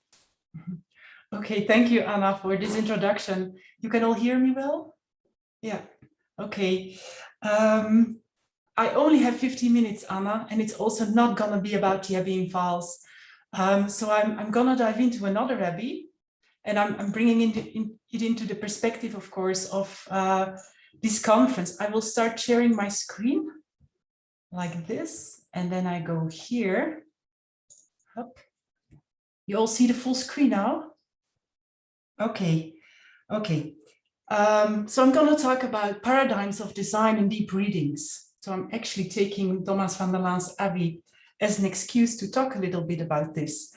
As a writer on architecture, as an architectural researcher, I always do this through the perspective of being an educator and a practitioner. So I'm almost always writing these kind of manuals, as the ones you talked about. There's the website, there's the book. They're really directed towards the architectural profession, and of course a broader field in trying to make incentives for architectural design. So with these deep readings in architecture, I want to engage with one of these sentences I found in the brief of this conference, which states, should architectural criticism help in the creation of a better built environment? Now, to have these three in one sentence, architectural criticism, creation, better build, it's maybe already a little bit out of fashion, but I love it. So I kind of took the glove and starting to think of, well, is this actually linking aesthetics and in the tradition maybe of Rainer Banham? Then how and where does this tradition have a place in the future? Architectural critique has a changing concept since the 1980s. And this follows this split between theory and practice. In 1993, Tschumi noticed that current writing in architectural theory, participating in an exchange of ideas between disciplines, arts, philosophy, literary criticism, differs significantly from the text produced up to 1968. Most post-war written work yearned towards responsible ways and means to correct the ills of society. It was Tafuri who in the 80s criticized the split personality of the architect who writes and theorizes and also practices. He called into life the architectural historian and theoretician as a critic with the foremost task to diagnose exactly and to avoid moralizing in order to see. The critic is courageous and exempts to an honest scrutiny, questioning the legitimacy of a modern movement as a monolithic corpus of ideas, poetics, and linguistic traditions. So as the architectural theory became an autonomous discipline in the 80s, it gradually got divorced from practice and the building itself. So strange, Wilfried, that you got us all talking about buildings now in a conference that you call critique. But ever since, the close reading of buildings, the description is deemed as mere analysis and not seen as research. So operative theory is not seen as critical at all. I think that's this danger. And in Frampton's tradition, the grounding of architecture in the poetics of construction seems lost. From this perspective, close readings as created by and for the designer is seen as mere subjective and non-critical.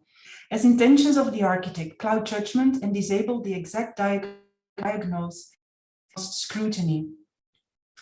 Now, is there any such thing as an objective critical approach? It was Mertens who unmasked Tafuri's own intentions, as well as the ones by the architectural historian Neumayer, when they both theorized Mises' Barcelona pavilion. Neumayer revived Mises' own intellectual horizon, starting from the analysis of his personal library through his own lens of German idealism. Guided by Mises' reading of, for example, Guardini, Neumayer aimed to uncover the intentions behind the design, the objective totality, in order to reveal its essence. Tafuri, on the other hand, described the pavilion's fragmentation and unresolved dualities as an example of Adorno's negative dialectics in architecture. The pavilion became a montage of parts, each speaking a different language, a place of absence. Mertens' histories of perception positions the building, without writing about the building itself or the creative process of a practice behind it. And as such, the building is deemed a representation of a critic's intention. Is there no responsibility of the building itself? Where lie the ethics of the designer? And back to the conference, what are best or ideal practices or a better environment? What should the ethical base be of incisive architectural criticism? So my question then is, could the emancipation of architectural practice reconstitute a certain autonomy to the discipline, granting design itself a responsibility? I propose design practice forward as a research field with the methodologies of deep reading. And then I go back a little bit to the tradition of comparativism, Wolflin, Frankel, Whitcore, Gideon, Rowe. As such, the contextual building is reconstructed from the perspective of space. And from that, it's situated in a more universal pattern of thought. So what is compared here are two houses, building 74 and 68, a cloister and a house for the arts, both built by architects who with their buildings aimed to correct the ills of society. Both buildings are built for the community, and both have their own social and cultural values. So first I set the scene by the building on the left as a protagonist, and from this concrete place, the storyteller's conceptualization and its architectural culture is analogically unfolded, and from that superimposed on the second building on the right. So the first building is Domans van der Laan's Rosenberg Abbey, realized for the Marian Sisters of St. Francis as a guest house for contemplation. Anna, I invite you to come over at some point. You have to. It's far better even. Also here, a rigorous proportion system underlying the design of the Abbey followed van der Laan's quest to create a house, an ordered surrounding amidst the mysteries of nature that rendered space readable or knowable. The second building is realized 6 years before the Abbey and situated 25 kilometers to the west in Antwerp. It's by modernist architect Leon Stijne. This art school that grew into a public center over the years is equally built around inner gardens, but the wings, comprising wide glass corridors and classrooms, are placed on pilotis, as to let the landscape meet the building. The roof is equally a landscape to enjoy with many wide terraces and platforms. Both buildings are conceptualized as a sequence of spaces leading to a certain interiorization through a winding route. A topography, one of 76.5 meters long, the other 108 meters long. In the case of the Abbey, which is the plan on the left, it's a contemplative route gradually leading towards the cloister surrounding its inner garden. Again, an outside, but an ordered outside, through which one is invited to reflect upon one's relation to oneself, to the other, to God. In the case of the art center to the left, it's a route towards the art performance. The entrance and corridors of the art center are wide, with slow stairs leading the masses upward towards the performance, equally designed as an existential experience. As van der Laan, Stijne believed that the morphology of a building influenced the experience. Expressive forms are designed through the integrated thought that space, form, and structure are one, and that they influence the experience of the user. A decisive perspective on these routes is selected for a close reading. So we go here, there's a point here, and from that, I take it over there to the art center, to that point. So starting with Rosenberg Abbey, we are looking at a cloister with a nearly square section. There's no ornamentation, elementary building blocks, classical bay rhythms, patterns of material and light. In order to understand this space, there are different perspectives and also contextualizations, of course. There's Van Benedictine background of ora et labora, or contemplation and work. He granted a certain responsibility to earthly things, architecture included, to offer an invitation to contemplation. Also critical contextualization of his background, the tension between the traditionalists and the Nieuwe Bouwen, in those days, the functionalists in the Netherlands, or the between the Protestants and the Catholics, not to mention all the changes of the Second Vatican Council. There's of course all this background which give roots to this work.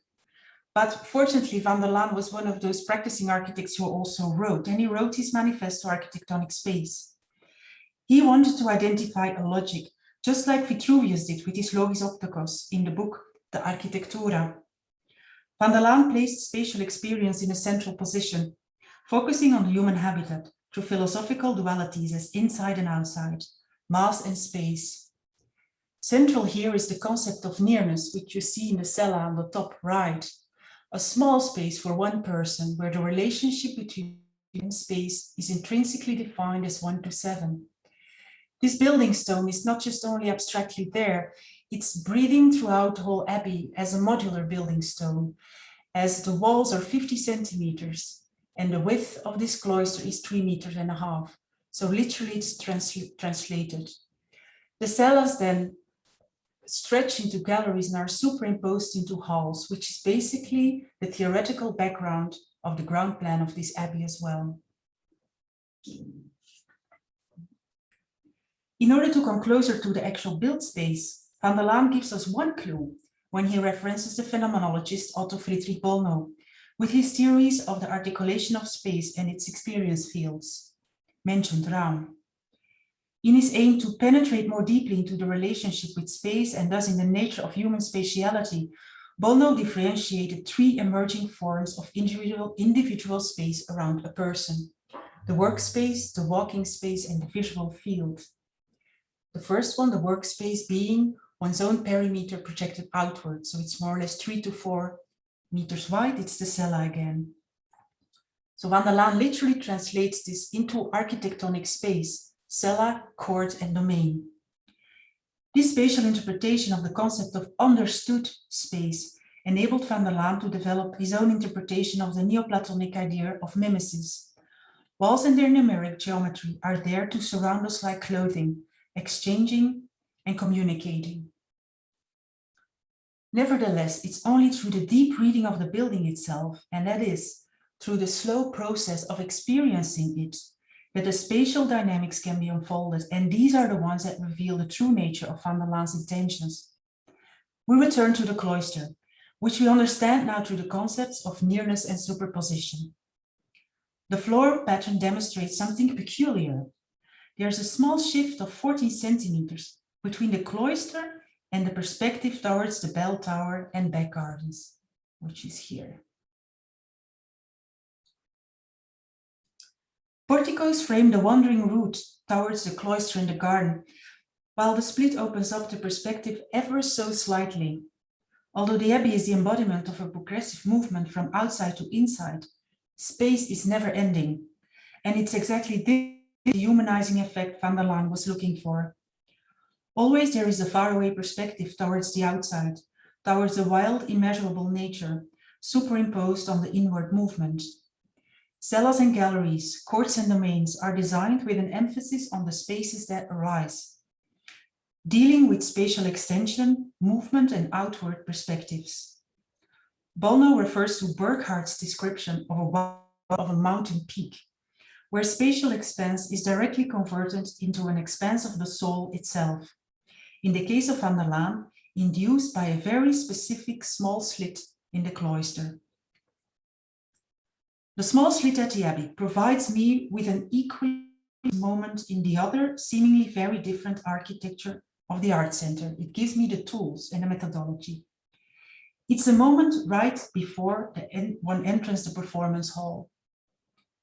Two folds, one in section and the other in plan, are both 171 degrees. At this intense spatial moment, the architecture sends out an invitation to mentally prepare for the performance. As an architect who distinctly contributed to society through his extensive oeuvre from social housing to urban planning, offices and public buildings, but also through his role as an educator, Stene wrote, "Spirit, not in the sense of an empty abstraction detached from the earth, but on the contrary, feeding from the air and the water, from the color and essence of all life. I'm worried by the thought that architecture so often lacks the spirit, which belongs to God, that's to say, the moral values inherent to mankind. Where the art center is built upon a decisive grid of regulating lines, a modern infinite and floating space, the encounter between the two folds allows for a moment of intimate enclosure, immediately reaching outward through the perspectives, a moment where time stops, but equally accelerates." So to conclude, a deep reading does not only provide insights into a play with spatial coherence and perspective, materiality, color and light, so all these phenomenological features, it could go farther and it unravels the testimony through processes of analogy. And this is how architects design. So we move beyond authorship towards methods and tools, beyond the canon, which entails exclusion or inclusion. The ethics followed in this paper are those of the architects, striving to correct the ills of society, as such taking responsibility for their work. The creative descriptions and generated drawings depict the aesthetics as the language and expression of the building, granting it a responsibility as well. Combining ethics and aesthetics is put forward as a methodological tool for the contemporary architectural practice, at least in my own and for my students that I put forward. The contemporary architectural practice that equally aims to correct still the ills of society, dealing with creative densification, sustainable reconversion, where this critical dialogue with the relevant tradition is necessary. Quoting John Law, methods don't just describe social realities, but also help to create them. Thank you.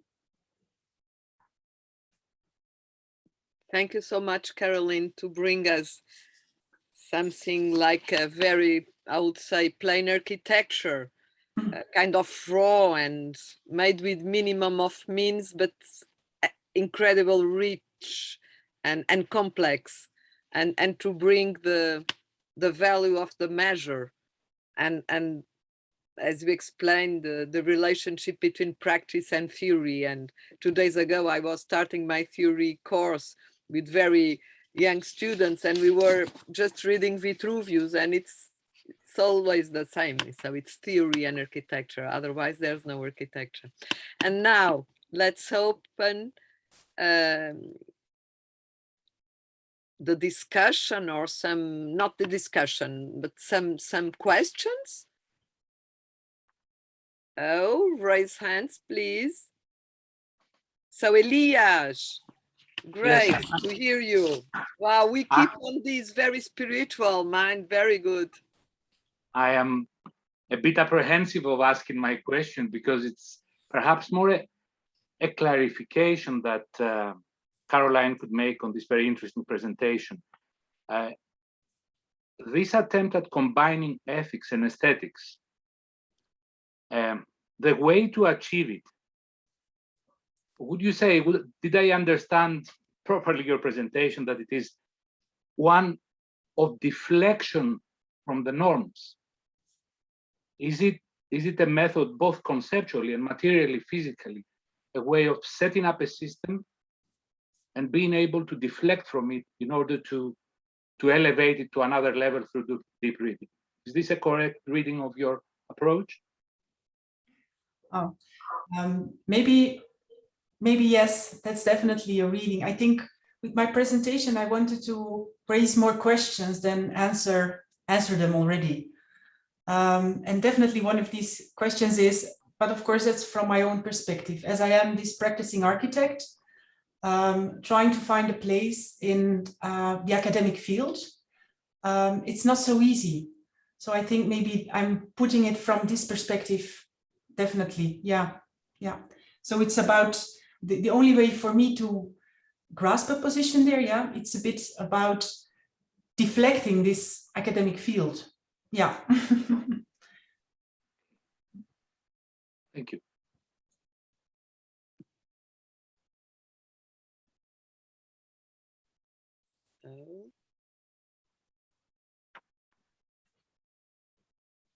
Now hands raised. No, there's Fernando Diez.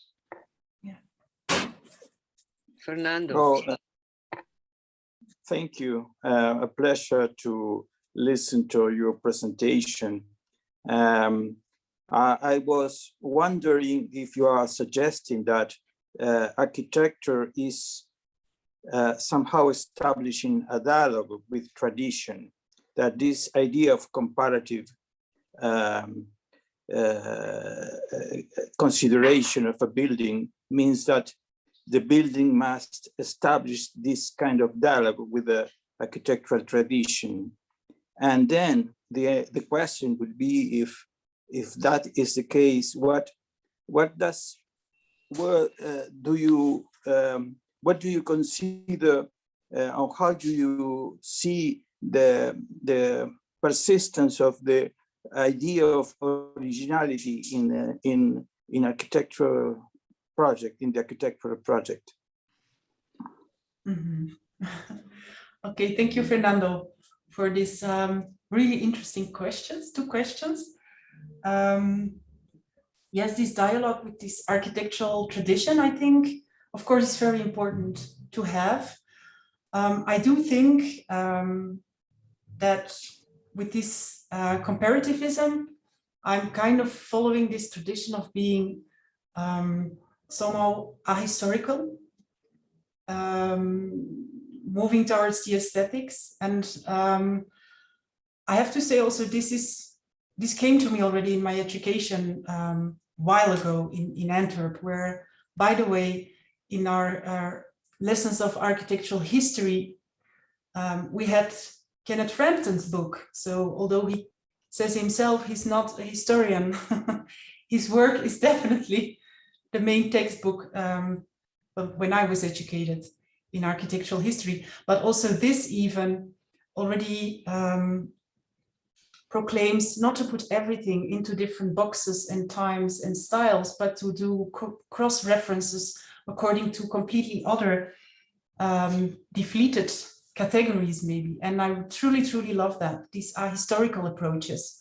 So definitely I love to look at the work of Wolflin, who is not accurate at all in his with his historical lens. And also the work of Paul Frankel. Now, Wilfried, thank you for giving me that reference a while ago, which I'm thoroughly enjoying, these drawings together with these photographies. So I have to say this is a very creative way of dealing with history of architecture, which is highly inspiring for the architectural practice and education. So that's one thing. So I think this can also be highly original. You do not reinvent yourself. It's impossible to reinvent yourself. Starting from a blank page as a contemplative, I don't know, artist or something like that. As an architect, I think you engage with all these historical layers, all these references, and it's about giving an intelligent conversation, making an intelligent conversation with that. Not only with history, but also with context and the whole environment. And again, I don't think we are really we shouldn't be really building again, but always rebuilding and also researching. I think, yeah, that's the essence of everything that we do. Okay. I think we are in a way quoting this idea that Kenneth Frampton quote from Eugênio Dores, everything is tradition, and if it's not tradition, it's plagio. I was just remembering we are very much, in the mood, but I believe we should now conclude these question and answers, and don't forget we have a round table at the end. But I would like just to read Ruth Verdzijn statement. It's beautiful. She says, not a question, just to congratulate Caroline for her excellent presentation and deep contribution to the understanding of criticism, and now open commas, beyond the canon, and through such beautiful, appropriate examples. Thank you, Ruth, for your comment. And now I ask Wilfried to let us know how are we going with time. Yes, we are a little behind, so we will have to curtail the break to 7 minutes, and we will resume at 20 past the hour. Thank you very much. 20 past then. Thank you. Okay. Thank you. Thank you, Ruth, for the wonderful remark. Thank you, Caroline. Thank you, And Caroline. I really appreciate it. Yes, and thank you, of course, Kostas Tsimbaos as well. So now 5 minutes, I think. I'm leaving.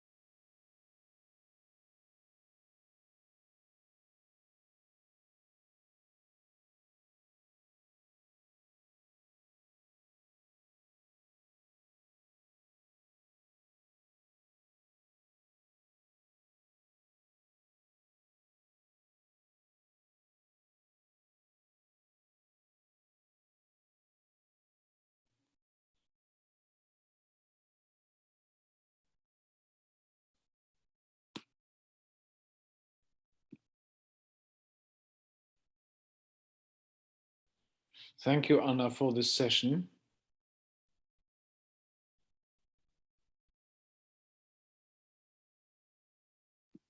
Yes, I will keep on presenting. We make this deal. And then Robert is going to open the round table. Very good. I think it's better because I try to put things together. So we are in time, isn't it? Shall we start? No, not yet. Just one more minute. Oh, you have an espresso. Very good. Yes, a very nice coffee. I need it. This laptop, this screen, it's terrible for the head. Anna, it's Kevin here. Hello, I think Kevin. you'll be introducing me next. Yes, I'm going to present you. Would it be okay if you just held my introduction to as short as possible? You know, I feel embarrassed listening about things, you know, that I might have done. And so I rather you just kept it like he works in Malaysia and, you know, he's here with us tonight, something like that, you know. Okay, but anyway, you want me to do it. You don't want to do it yourself. No. I rather, you know, just jump into what I'd like to talk about. Yes, indeed, it's long. I try to cut it. Thank you so much. Let's resume then, please. Okay, so let's start, Wilfried, our da capo or capo.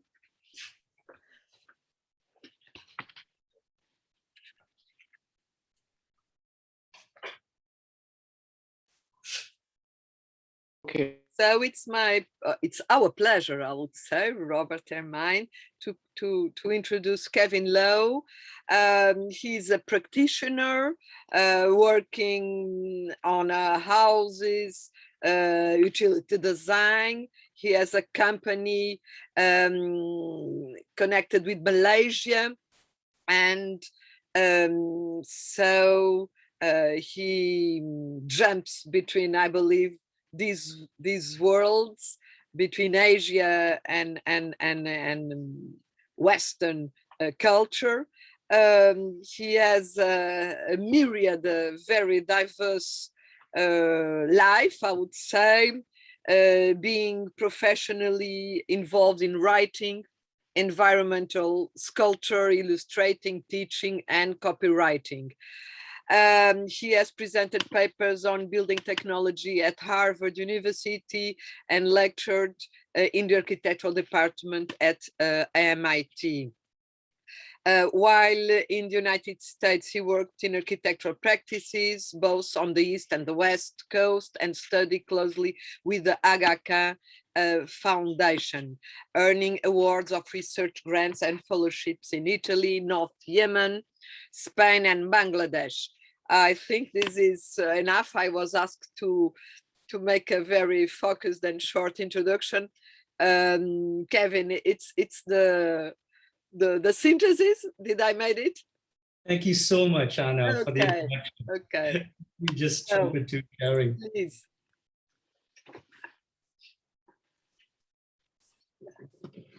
Is all this good? Yes, it's perfect. Okay. Thank you so much, Anna, for the introduction. As an icebreaker, I'd like to begin my presentation by way of a preamble, a narrative I call the seashell in the sea. Two architects were once commissioned with the design of different phases of the same aquarium. The first architect asked what his aquarium could look like and found inspiration in the form of the multi-chambered Nautilus cephalopod. Upon dissecting it, he found a number of chambers decreasing in size based on the Fibonacci series, and in graphically depicting it, found that entry could be made on the mouth of the shell, circulation along the outer spiral, past the largest tanks, right down to the middle, smallest volumes, holding the tiniest of marine life, with exit then taking place back out on the inner spiral. And his aquarium resulted in a spectacular journey of spaces, tanks, and circulation, and well, looking and feeling pretty much like how one would experience a humongous seashell. The second architect instead began by asking what an aquarium is, and found it was about the sea. And upon research, discovered that the sea concerned profound relationships of context regarding high tides and low tides, about the most luminous shallows of the Maldives, as well as the darkest trenches of the Marianas, about the most delicate ecosystems known to man and the most powerful forces on Earth, about sunrises, sunsets, and the food chain. And her aquarium became something beyond a single name. It opened on certain days before the sun rose and was designed to close way after the sun had set. had tanks in it so shallow that children could walk through them to feel fish nibbling at their feet. And at other tanks so deep that one had to take an elevator down 100 meters to better understand the meaning of the word pressure. It had tanks that changed according to the rising and falling of the tides and the changing weather outside, and had a fluidity of circulation that, like the processes of the sea, prescribed very little by way of direction and everything by way of discovery. While we are familiar that architecture at its best is about two very different things of form and content, we often forget that what we choose to begin with inevitably leads us on two extremely different journeys to vastly different outcomes. With this framing the presentation, I would now like to tell you about the last great competition in the history of architecture, the Commerzbank headquarters tower in Frankfurt, begun in 1991. Proposed as an ideas competition, selected internationally known firms were invited to submit proposals of a new headquarters for the bank that was to consolidate its sub-offices in multiple locations scattered across Frankfurt, in line with ecological and sustainable initiatives of the youthful German Green political party at the time. Two entries were shortlisted from the lot, the British firm of Foster and Partners to the left, and the German firm of Ingenhoven, Overdijk and Partners to the right. Two proposals that could not have been more different one from the next. The entry by Ingenhoven had a filigree of structural chevrons and flat bracing that further dematerialized as it got to the top, leaving the last 6 floors completely free of all elevational clutter, a diaphanous cylinder within another cylinder of technical sophistication. The circular plan was to reduce the effects of both wind loads and external surface area for the temperate climate the building was located in, and with a thin volume of the double wall enclosure for surface venting limited to just 5 stories for the control of wind forces. With shallow lenticular gardens cut out of each floor to create a generally cruciform plan, each 5-story stack of the cross plan helped define the various communities of each floor and within each stack itself. Technology thus served with a nice byproduct of social agency without much need to change the typical corporate high-rise plan. The proposal put huge effort to cantilevering structural slabs from central core to minimize all external structural expression, and at vital junctions of the elevation would have reduced slab depths to barely 50 millimeters on edge through the use of a bespoke aluminum extrusion, as this section from their later Essen project functionally describes, incorporating multiple functions of ventilation during summer, insulation during winter, opening of the inner glazing on 2 different hinge lines for both ventilation and maintenance, and an elegant access for a built-in adjustable system of Venetian blinds. Conceptually, it meant that the building with its sophisticated skin would have risen from its site as a sculpted column of transparency. Transparency, the very expression of what any modern global bank would have sold its soul for the symbolic and marketing rights over. Well, the ugly building won. It is ungainly from almost any angle it's viewed from across the mine, from the bridge or the riverbank park edge, in pictures with other buildings in front of it, or with the sun behind or in front at night. Its commercial bands of glazing just don't look any much better the closer one gets. Even the original artwork inside wasn't exactly inspirational. But behind the enormous facades of its triangulated plan is the secret of profound architectural poetry, which is what I'd like to tell you about today.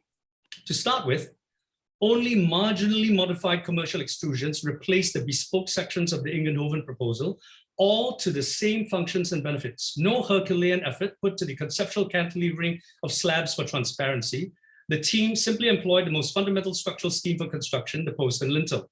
The beams were aligned mid-depth to floors to accommodate surfaces below, and just a half depth above for lower sill heights to the increase of daylight drawn within and ventilation, of course, with the windows open during the hot summers.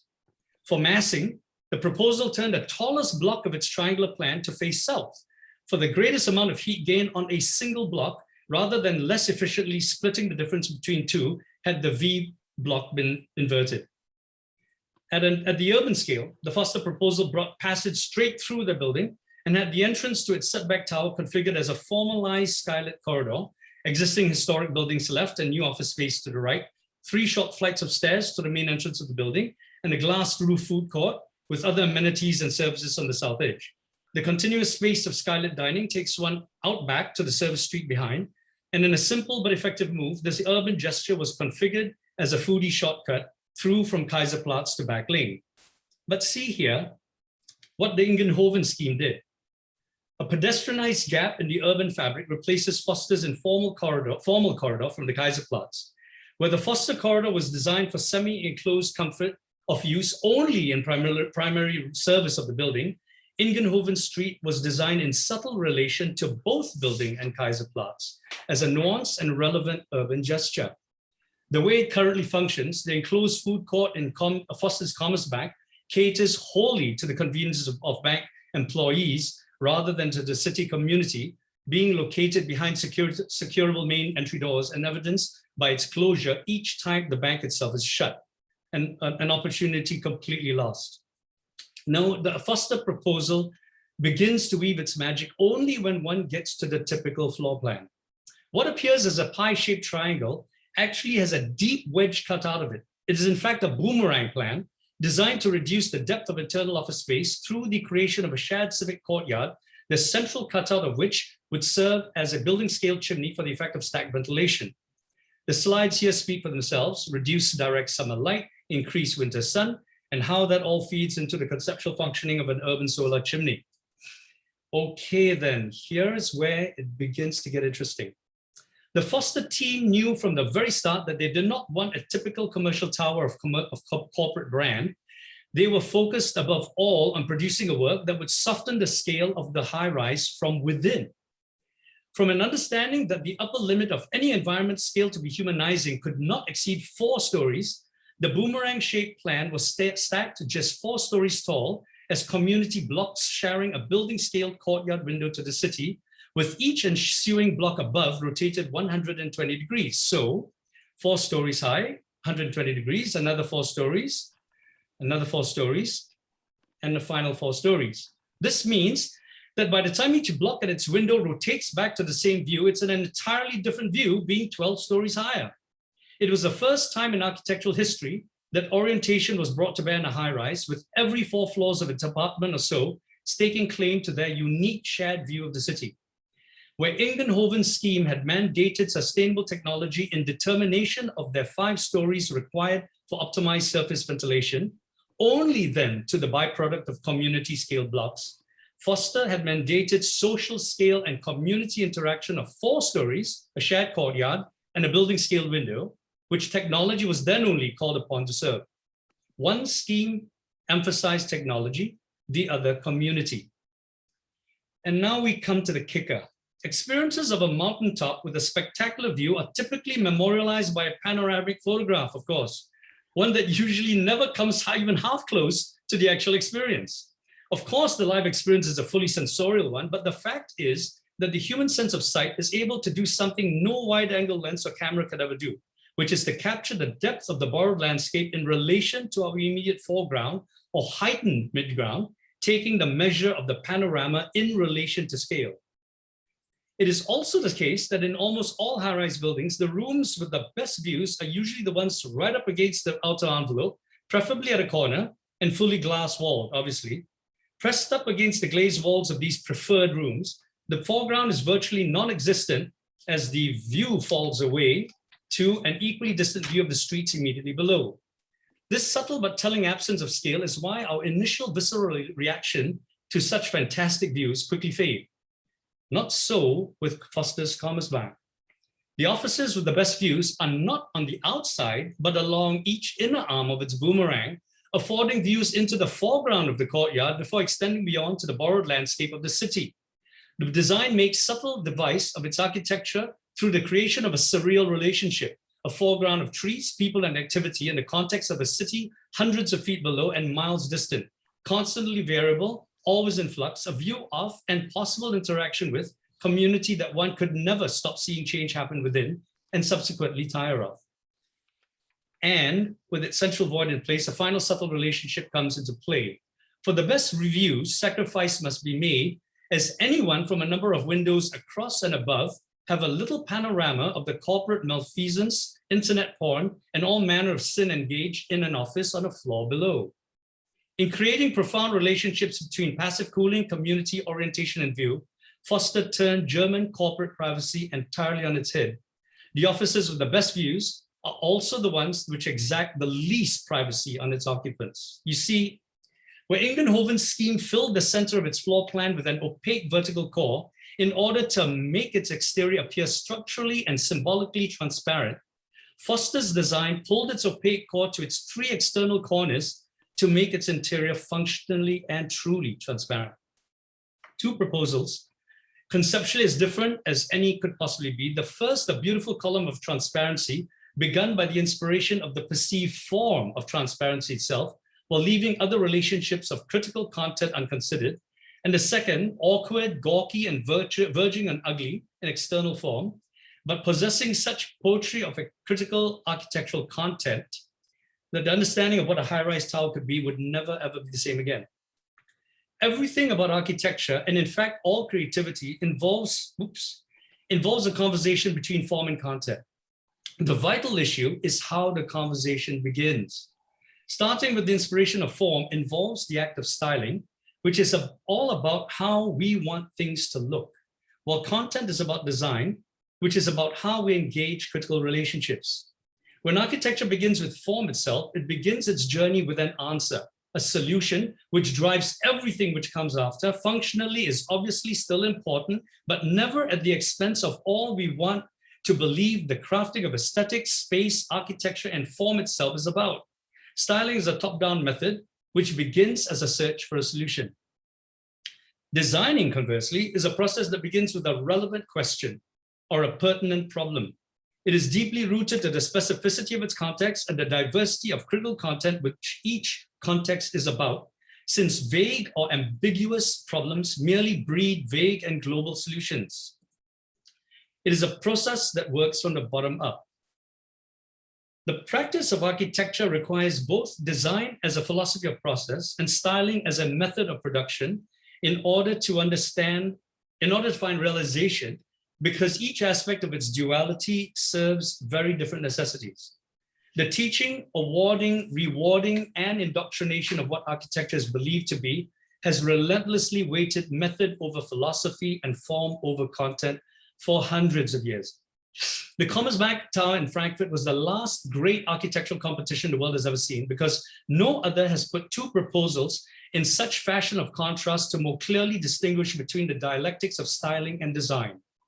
The styling of sculpted transparency, oddly paired with the sublime relationships of urban design for a building entrance in the Ingenhoven proposal, set in contrast to the unfinessed styling of an urban front door for Foster's project, while elevating itself architecturally to touch the most profound considerations of critical content few other works will ever manage. Objects and relationships, form and content. The field of architecture has been ignorantly passing off one under the name of the other, because neither design nor styling has been given deeper thought or definition in the 160-odd years of modern architectural education.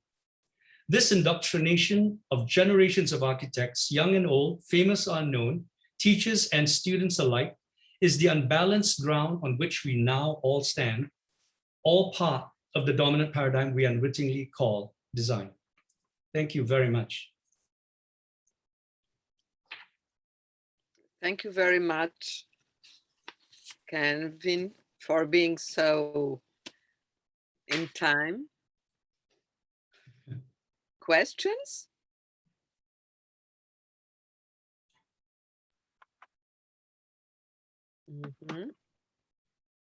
Might have been a bit too fast. I'm so sorry.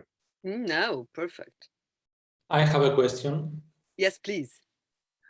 Do you know whether this question of form and content played any role in Foster winning the competition?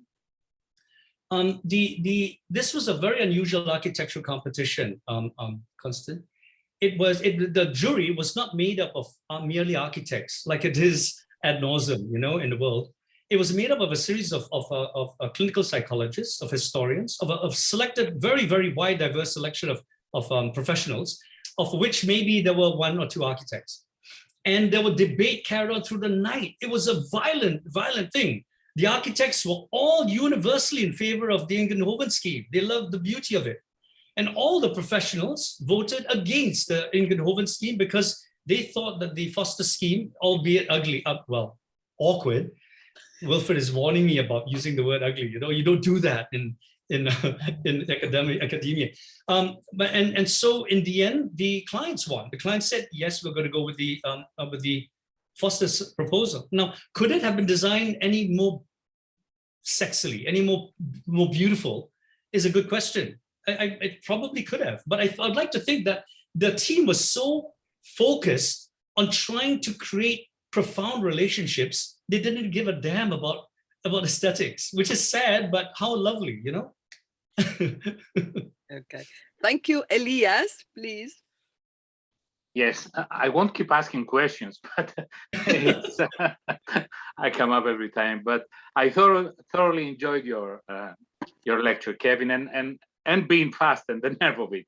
It was beautifully argued. The obvious question is these dualities that you set up: form versus content, design versus styling, objects versus a relationship. Actually, it was the first article I wrote with that title, with the 9H. Wilfred's magazine as well. Are these contrasts irreconcilable, these dualities? No, they are necessary to the production of anything creative. So you know, it's a conversation between the two, but the trouble is the conversation has been so one-sided for the last 500 years. We've forgotten about what critical content really means. We believe that what we talk about is content, but it's actually form disguised in different ways. We talk about the crafting of our buildings. That's not content, that's just the crafting of style. And we haven't defined it among ourselves enough, you see? And so we wax lyrical again and again about the different ways in which content can be discussed, but it's not content, it's just different versions of form.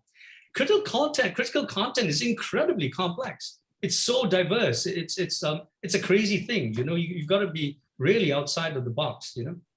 Does this make sense? Yes.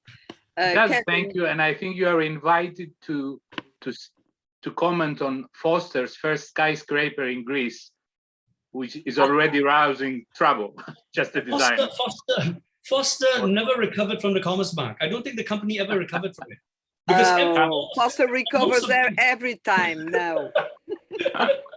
Kevin, we have a question and we have a hand raised. Okay. So the question arrived first. It's from Maureen. And why stylizing has to be separate philosophy? Why philosophy can't be the only tool to generate aesthetics? It's not possible because philosophy is intangible in a sense. And you need tangibles to create a built work. Maybe one day we'll stop building architecture. There are enough buildings around us already that we can lend a new grace of enclosure to without having to build something entirely new. But there'll be a different form of thinking, you see. But you do need tangibles in order to make the intangible real as built form, the built environment. So you can't avoid the conversation. We can talk philosophically for the rest of our lives and just not build anything, but that wouldn't be architecture, would it? Okay, so let's keep this thing perhaps for the round table. And now I would like, 2 questions, and then I believe we must close. I'm sorry. Okay. Louise Gras, please. Yes, mine is not really a question. It's just a comment that I would add upon what Elias just said. I don't think it's always this dichotomy that you mark so sharply, form or content. I think there's many examples where we can find form and content. This is in the examples you choose, and it's been greatly done, but it's not always like that. Let's talk more. Let's talk more in the round table. Thank you so much. Okay. And now, Caroline, please. Kevin, thank you for your wonderful talk. I will definitely also put this forward to my students. On this dichotomy between content and form, it seems to me like you're talking about design and you call it, it's more in the field of experience then and of human scale, I think, a lot when I look at this ugly building. So making a bridge between content and form, what do you think of experiential formalism? Well, experiential formalism is just another way of engaging our sensual selves, which is nothing more than form. But if we talk about, say, Would you design that toilet or that drain any differently if you knew your mother was cleaning it? Let's talk about critical content then, you know what I mean? Because your mother may not be, but someone else's mother is. And you know what? For years, we waxed lyrical about Lu Khan and how wonderfully he talked about servant and served spaces. The moment you talk about a servant space, you will design it for servants. But we don't engage these critical debates because, this is what's troubling, that critical content has been undervalued for too many years. Sorry, does it make sense? Did I answer your question? Yep. So we have 2 questions. I'm sorry, Wilfried, we have 2 questions. Are we over time? I can't hear you. Go ahead with the 2 last questions, please. Okay, so perhaps I could read the 2 questions and then Kevin try to, although they are a little bit different. So from Kendall Nicholson, thank you for that presentation. I'm curious how you see the consideration of people as it relates to content as a dominant design paradigm. And the other one from Valerio Mosco. Hello, Valerio, how are you? Philosophy is tangible, exclamation. And what about the symbolic values? This is a good question for the roundtable, perhaps. Yes. The second one we'll leave for the end. The first one, basically, everything about critical content has to do with people, obviously, because that's what architecture is for, isn't it? And not just one subset of people, meaning architects, because architects tend to talk to other architects. We tend to design for other architects rather than the lowest common denominator. And I don't mean that as an insult, but there are masses of people out there for which architecture doesn't solve the problem of cancer or poverty, So yes, of course it is about people. But maybe we should move on because we've got one more after me. Thank you so much for having me here. Thank you, Kevin. Okay, so thank you. And now, on behalf of Robert, it's our pleasure to introduce Chistophe van Gerreway. He's a Belgian architectural and literary theorist, writer, and architect. He's currently tenure-track professor for architecture, criticism, history, and theory at the École Polytechnique Fédérale de Lausanne, and he teaches architectural theory. Gerreway studied architecture at Ghent University and literary science at KU Leuven, and completed his PhD on architecture as a user manual, theory, critic, and history since 1950 on the work of the architecture critic Gert Beckart. I hope saying well. The main objective of his research and of the laboratory it takes is developing a comprehensive understanding of contemporary architecture as a cultural discipline. The method of his research is threefold: critical evaluation of contemporary projects and developments, historical study, post-war trends, overs, and evolution, and finally, theoretical investigation of the cultural conditions of architectural production since the late 19th century. While connecting his thinking, philosophy, skills with architectural analysis, critic expertise within the contemporary circumstances one is going through, he was awarded the European Union Literature Prize 2016 for the novel Op de Hoogte. 2012. It's a novel in letter form about love lost. As well, he won more prizes, so we are very happy to have you with us, Chistophe. And now we are moving from Foster and Frankfurt to Lausanne through Japan. So this is exciting. You have the floor. Thank you, Anna, for the introduction, and thank you, everyone, Wilfried and the other organizers for the invitation and the opportunity to present today. I've taken possibly the title of the conference a bit literally by trying to define the power and the duty of criticism. And what I would suggest or propose is that power and that duty resides in the possibility of criticism to reveal the so-called truth content of a work. That very notion of the truth content was introduced, or at least used, by Walter Benjamin, most famously, I guess, in his essay from 1922 on this novel, Elective Affinities in English by Goethe. And in a text on this novel, Benjamin made a distinction between critique and commentary and between truth and material content. And he wrote, critique seeks the truth content of a work of art, and commentary its material content. So following that, let's say that definition from Benjamin, we can say that it's not the main task of the critic to comment or to evaluate, and also not to explain intentions or to discern between good and bad. Actually, criticism is, in this sense, the process of trying to gather knowledge while analyzing and investigating a work or work of art. And this knowledge relates to the work itself and to its art form, but also to general fields of science and cognizance as well. And that shows, again, I guess, the proximity of criticism to philosophy.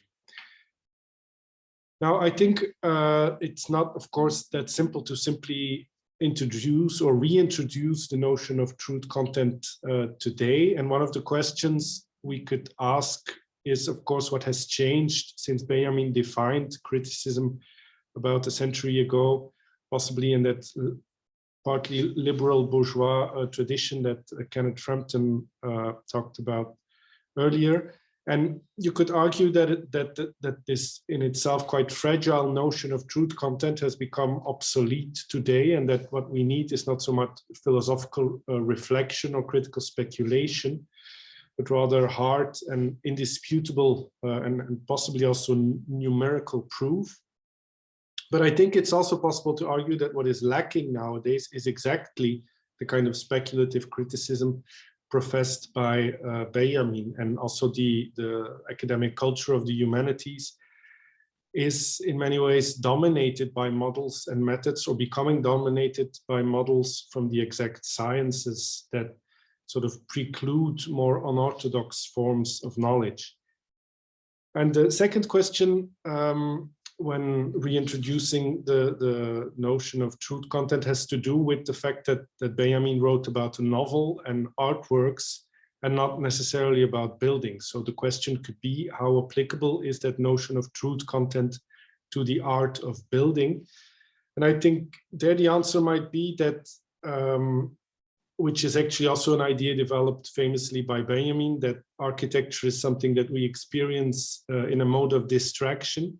So that a lot of everything that, or a lot of things that concern architecture tend to remain unnoticed, possibly also hidden by layers of technocratic reasoning or more experiential phenomena.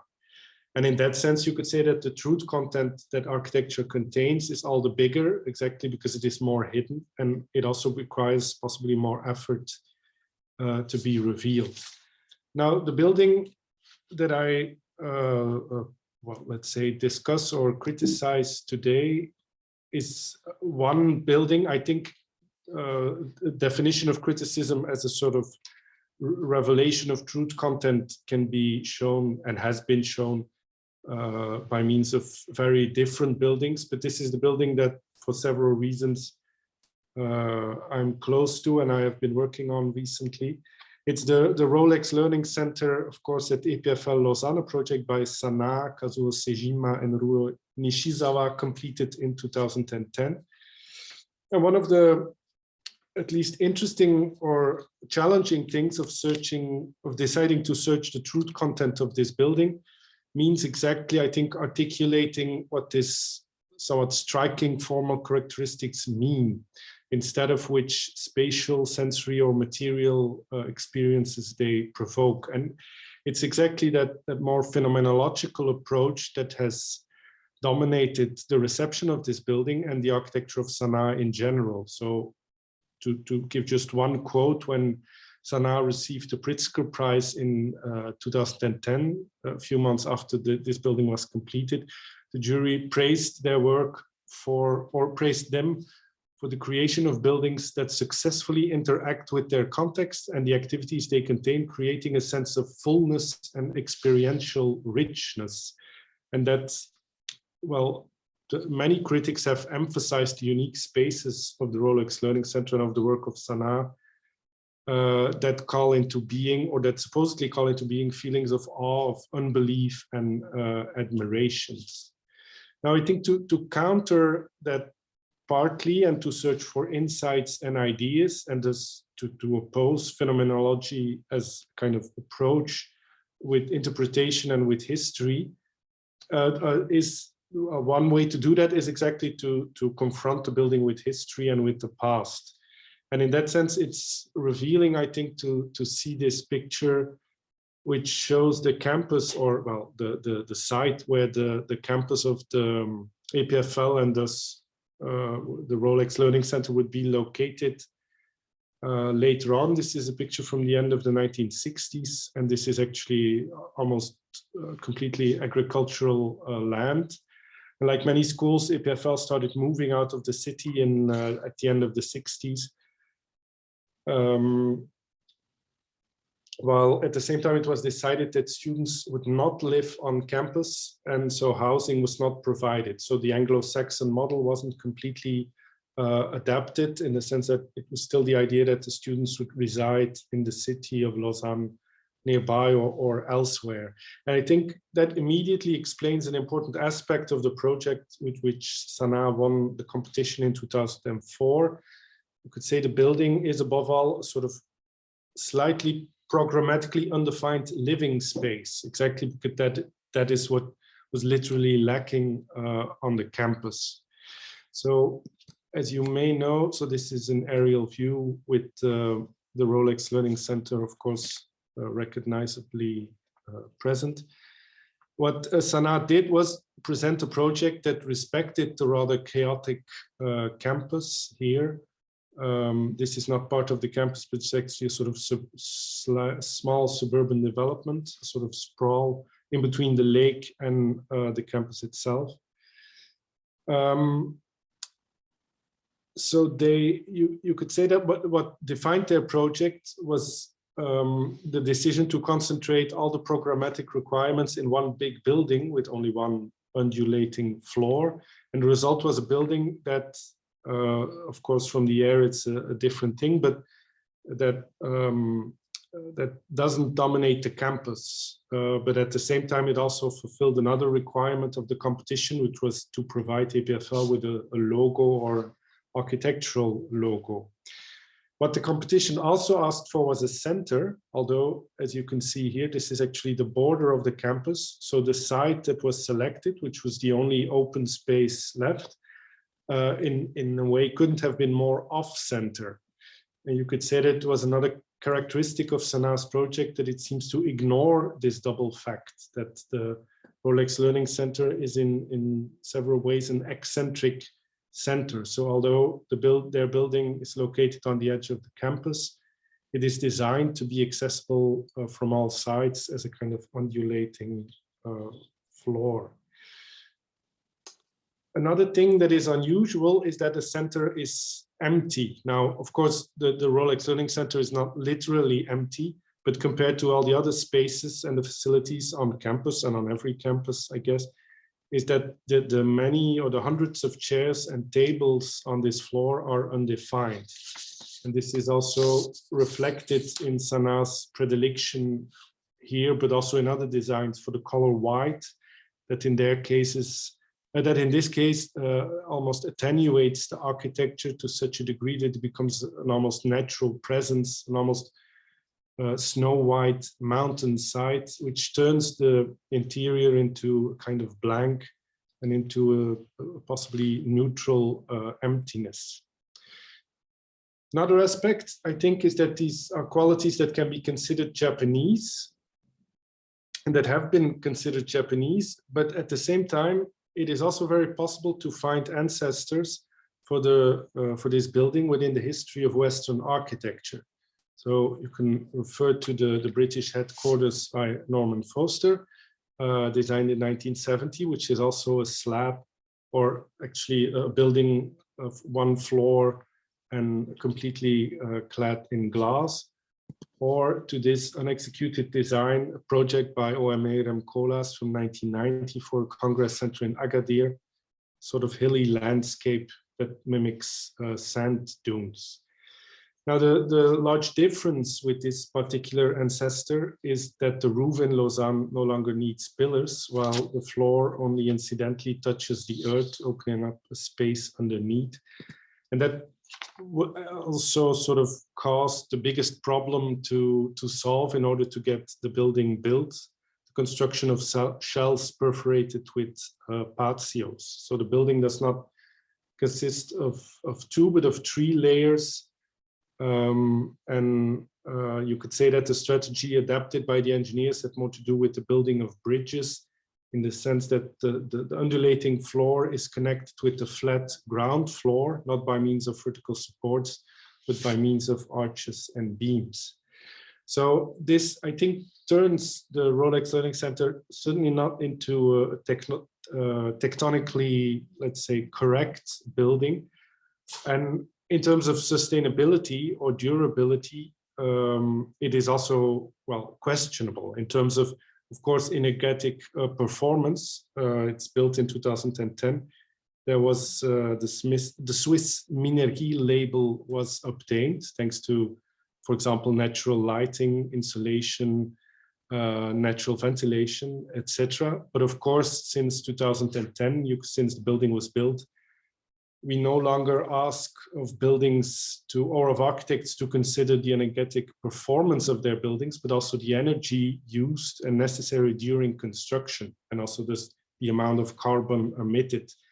And exactly this is, I think, one of the reasons why in Kenneth Frampton's recent edition of Modern Architecture, Sanaa has been criticized, or the work of Sanaa has been criticized as an exercise in global production.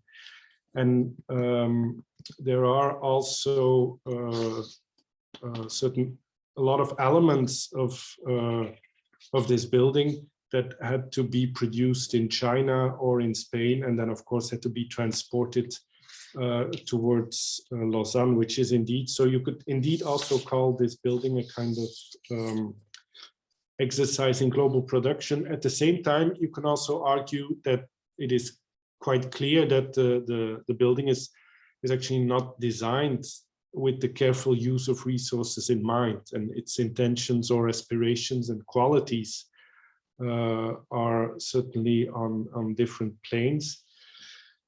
And the construction, you could even argue that the construction of the building was necessary to enable the way in which the building organizes work and gathers people, which is another aspect, of course, of the building that more has to do with use and with program. And I think rather than a library in which to read, which it actually isn't, it's more comparable to an open office landscape, a kind of Büro Landschaft, with the big difference is, of course, that it doesn't have a traditional flat floor, but the ground level with slopes, hills, and valleys. And the result is a kind of space in which boundaries may be absent, but in which certainly smaller divisions and intimate zonings do occur, while inside certainly an overview, a sort of panoptical or all-encompassing view is absent. And at the same time, differences between studying or socializing, producing or consuming, eating or napping, which is also possible, for example, on these green pillows, writing, texting or reading, relaxing or stressing, watching or listening. All these differences are quite difficult to sustain. You could even say that the building sort of discontinues the distinction between work and life.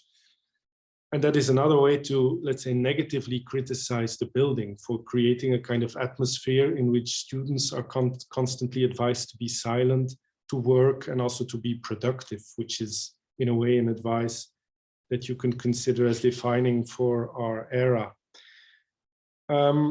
you can also say in more neutral terms that the Rolex Learning Center does not gloss over or conceal the way most of us live and work now, or rather combine both at the same time.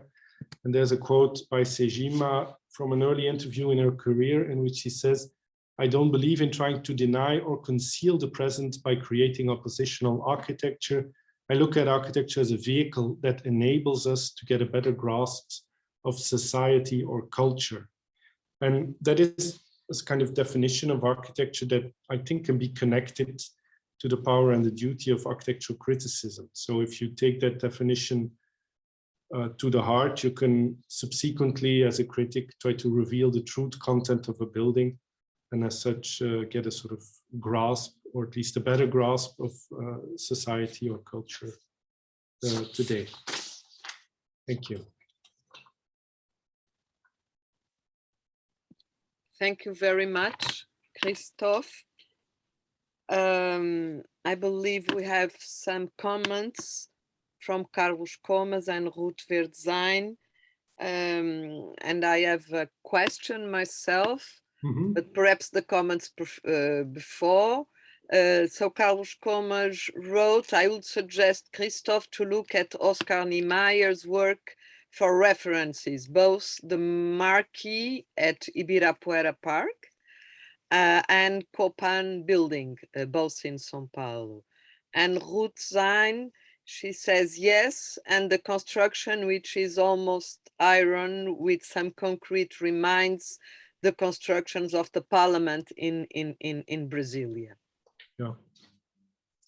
Okay. No, I think there are. So it's a short, let's say, exercise in ancestors that I've presented, but it's a building that, in a strange way, sort of enables a lot of, or seems to suggest a large, wide ancestry, in the sense that, while at the same time it is clearly a kind of Japanese architecture, it seems to at least refer to a lot of European, Western, or American architecture. That's true.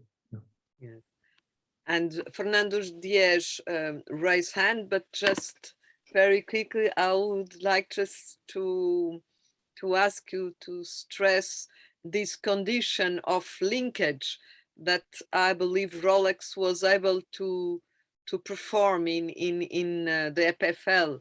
So before the Rolex, and I knew it quite well, we had in fact, different fragments as the university, and Rolex, with all the problems, was in fact able to put things together, connecting paths. This was, and I would like you just to comment this, please.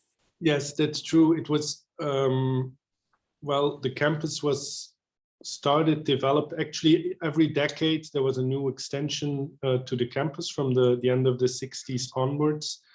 But maybe typically for a school of engineering, the extensions were always very, let's say, related to research departments. So it was very functional and very rational, but it created a kind of lack of a sort of, at the same time, it created quite chaotic campus, and it also created a sort of lack of sort of communal space, or a building that was at least shared by everyone on campus. And that is why, that was one of the reasons why to build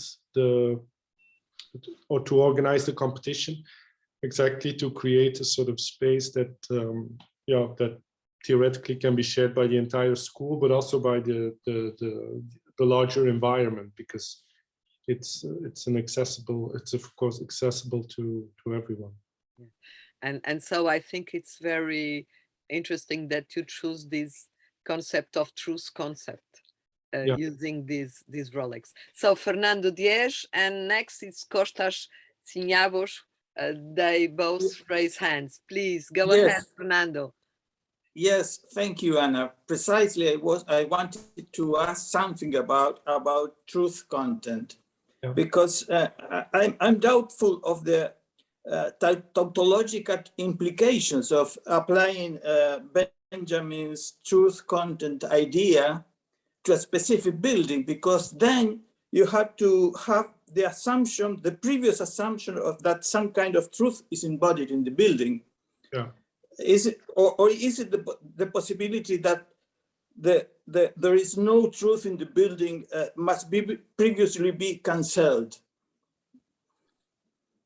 Well, it depends, I guess, what kind of truth is inside of the building. I think it's more, I think one, well, Benjamin uses the word truth, but you could also consider it more a form of knowledge. So sort of knowledge that is true. And one of the sorts of knowledge you can, as a critic, then distract from the building has, for example, to do with the relationship between Japan and the West, for example. So how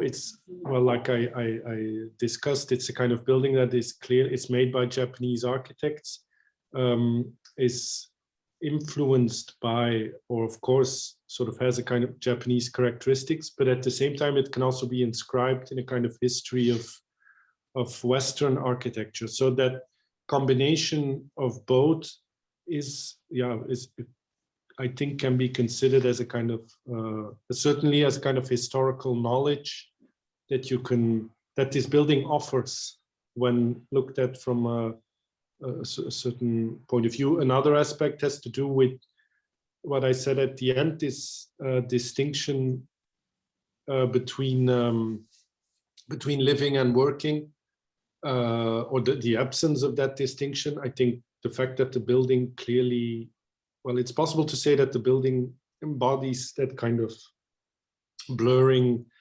distinction between living and work, and between the fact that it's hard to say. I mean, it's also for us, not that it's not a way of criticizing the conference, but I mean, it's also kind of Saturday. I mean, that kind of increasing blurring of the division between living and working is a kind of truth, I guess, that the building has, or can be distracted from the building, a kind of knowledge that you can borrow from the building. That's but that's probably something different than really saying that the building has a kind of truth inside. It's more the critic that sort of uses the building to develop certain thoughts that he or she considers as truthful. So we have a problem. We have, I think, 6, 7 questions, comments, and we have 2 raised hands. Wilfried, shall I give the word to Kostas? And then we move to the round table, perhaps. Okay, so please, go ahead. I have a question. Usually I'm very skeptical when I see the word truth next to the word architecture, but Christophe's presentation was really interesting in exactly that it could help us think different kinds of truth. So my question is, there are 2 kinds of truth in this building. One is very obvious, and the other one is not obvious at all, is totally, let's say, concealed. One truth, or one fact, if you prefer, is, and I wonder, my question to Chistophe is if this kind of truths could be part of his criticism.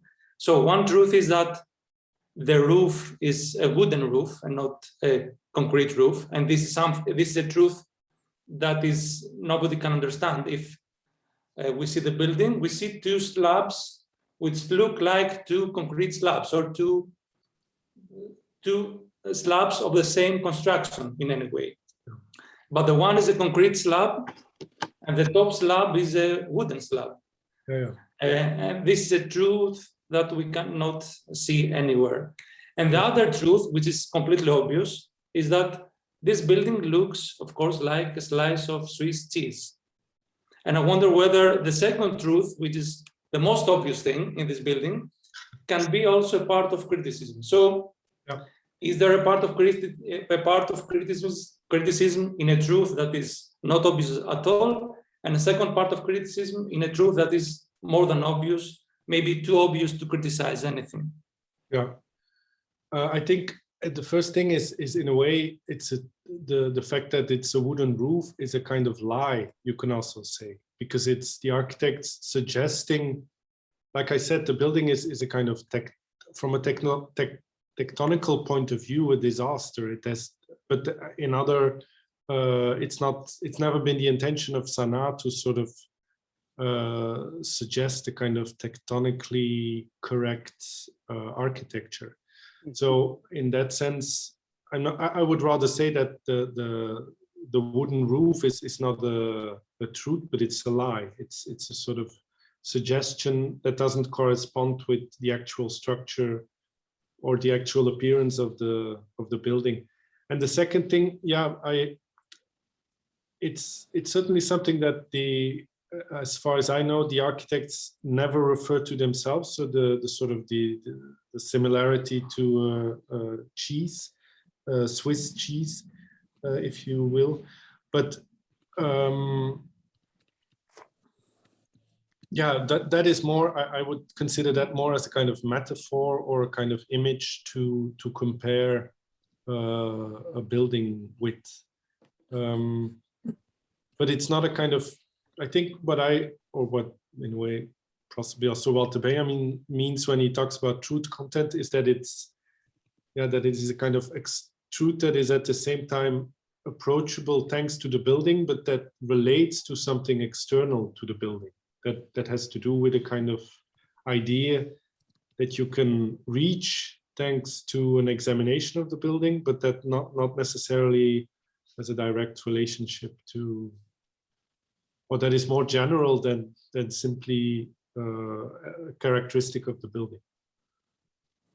I think we should, thank you, Christophe. I think we should move on to the round table now, please. And if we can ask the next questioners to maybe address all 5 speakers, then that would be very helpful. Andreas, if you can, Andreas Giacomacatos, if you can address maybe your question to either all or some, but not necessarily to Sana, because we have covered that.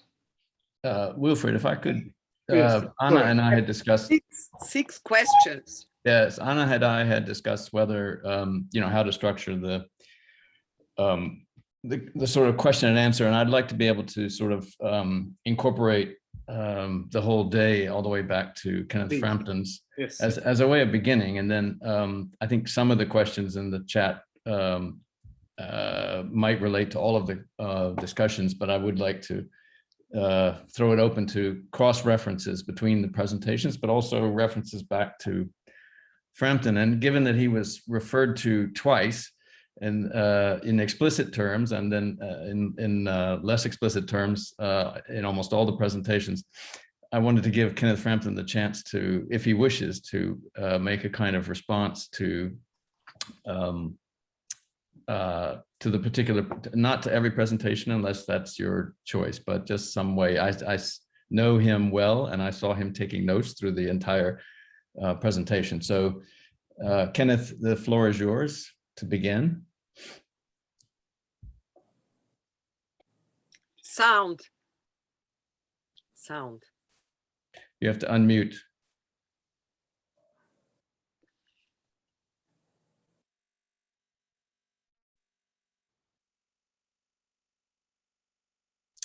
His technical assistant is Sylvia. Where is Sylvia? Sylvia.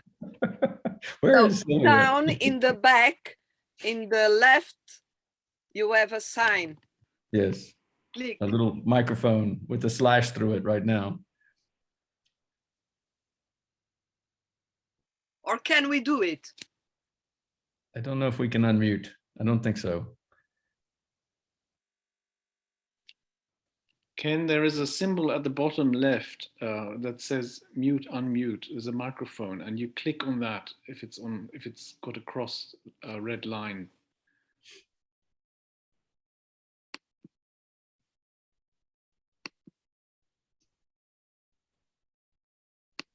Yes, you nearly had it.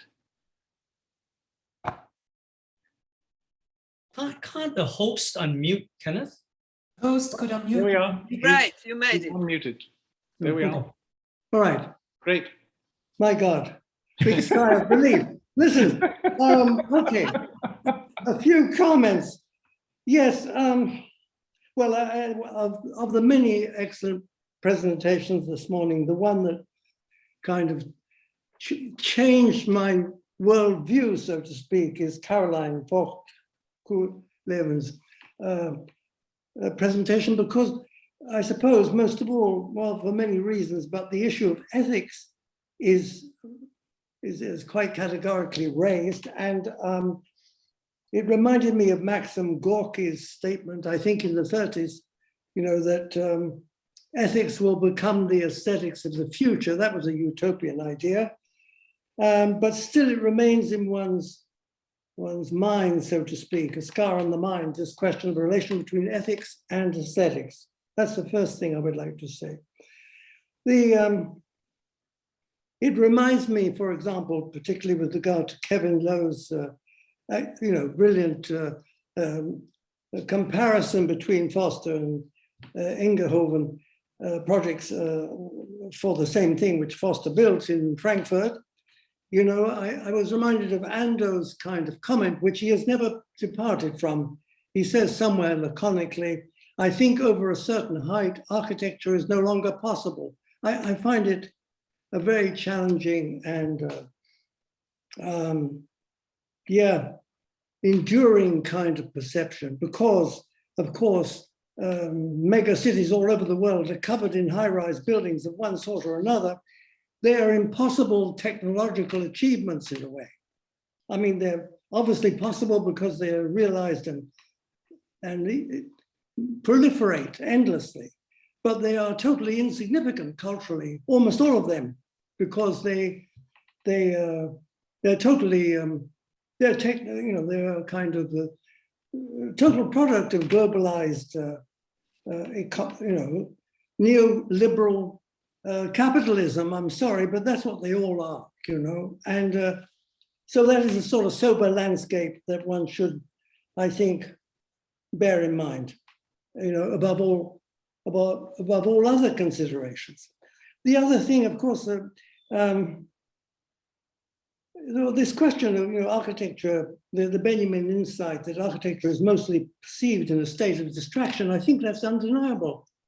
But there is a very interesting statement by a figure of a completely opposite political standpoint from Benjamin, Hans Sedlmayr, who says that the appreciation of a work of art presupposes an adequate intention, which means it presupposes cultivation, it presupposes culture. And in that sense, of course, making an architecture that is accessible to the man in the street, so to speak, is extremely challenging. And from this point of view, I think there is one architect of the modern movement whose work, whose tradition in that sense, I believe is still developable. And that is Alvar Aalto, who was from a sensuous, phenomenological human standpoint, capable of making an architecture which was, I think, more accessible, because what we are talking about when we talk about the man in the street is accessibility, after all. So that's another thought. And well, I mean, when we come to Sana, and then maybe I will limit my comments to that. This has been an extremely stimulating, well, incredible event, I think. And it's very good that it's recorded, at least. Yes, I mean, the density of the whole event is, yeah, it's a lot to assimilate. But I suppose, yes, with vis-a-vis Sana, I mean, I was thinking as I don't know this building. I was totally ignorant of it. That's another, ignorance, of course, seems to become more and more evident during the course of today. But I'm not ignorant of their work in its entirety, of course, but I am ignorant of that particular building.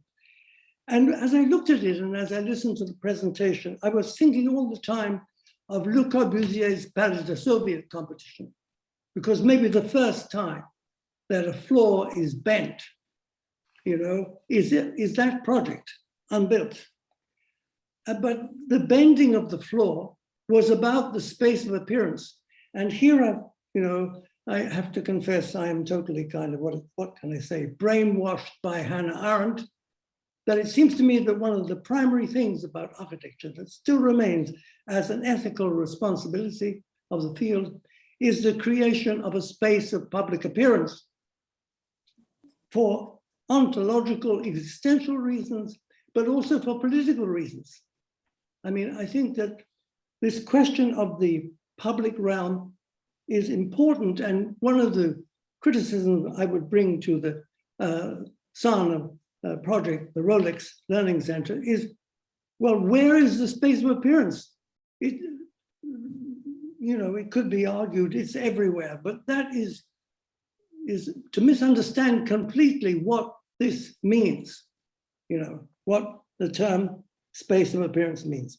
And well, maybe that's enough for the moment. Why don't we leave it there? Thank you.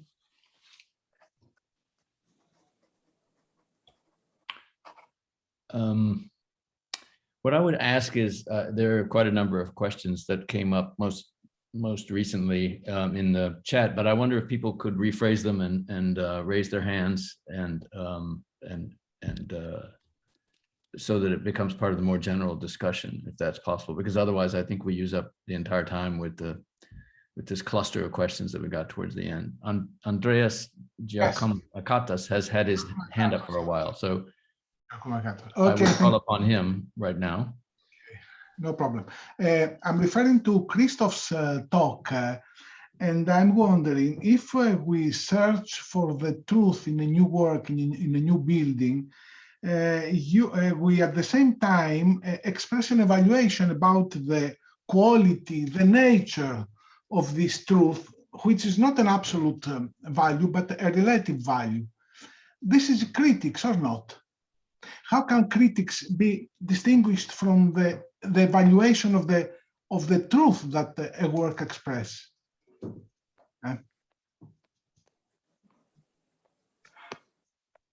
Hope I'm clear. Yes, I think you're right. I mean, there is not only sort of revelation of the truth content, but also an evaluation of how. And if we go back to Walter Benjamin, he was, of course, a critic who was very, let's say, good in that, in at the same time revealing ideas present in artworks, but also showing the danger or the revolutionary potential in certain aspects. So that is possibly a kind of evaluation that any critic can do. Yeah. Okay, thank you. Thank you. I would, I believe Joao was the next person that had his hand up, if this machine is operating in the proper order. So I would call on him. I like also to ask something about Christopher's talk. I already did an analysis from this building, Sana's Rolex Center. I drew all the plans all over and I modeled the building right now. And one thing that I noticed is that even though this building has the scars that it is open and it's designed towards integration and so on, it can escape the most traditional aspects of building planning, such as the building must have a front door and a back door, and this most functional part of the building in plan, it's pulled away to the borders of it. So in some ways it preserves this processional logic that you come inside into the middle, you get inside the building, and then you kind of experience this image, this idea of integration in a very limited area inside the building. It's almost like an ornament. And the tectonics of it has already been criticized by some people here, but I also criticize this idea of urban integration of the building. I think in some aspects it's more than an image. And I also got really interested actually in the first part of the talk when you showed the urban development that this campus brought alongside itself. I think that's something that I didn't know about it. For me, it was kind of really impressive. And I think relating to Professor Frampton talk, I also noticed that for me, that's also one of the most important aspects of our profession right now. It's how can we deliver good public spaces. And for me, I see that many projects nowadays are trying to deliver that as somehow a neoliberal analogy, as image of integration, and not as much as the actual creation of public spaces through a logic of architecture, through urban design and urban tracing. So I don't know. So these are some things that came to my mind through not only your talk, but many of the talks today. Just a few words. Thank you. Unless there's response, I would call on Elias. Elias? Yes, thank you. This is a question directed more to Kenneth, but it relates to Kostas Tsimbaos' presentation. Tsimbaos made a mention of the wood used by Piccionis for columns and beams. And his comment was that it was this kind of sort of exotic choice was perhaps a desire for a Japanese aesthetic. So the question to Kenneth Frampton is, how does the concept of critical regionalism relate to this fact? How would you react towards this choice by Piccionis?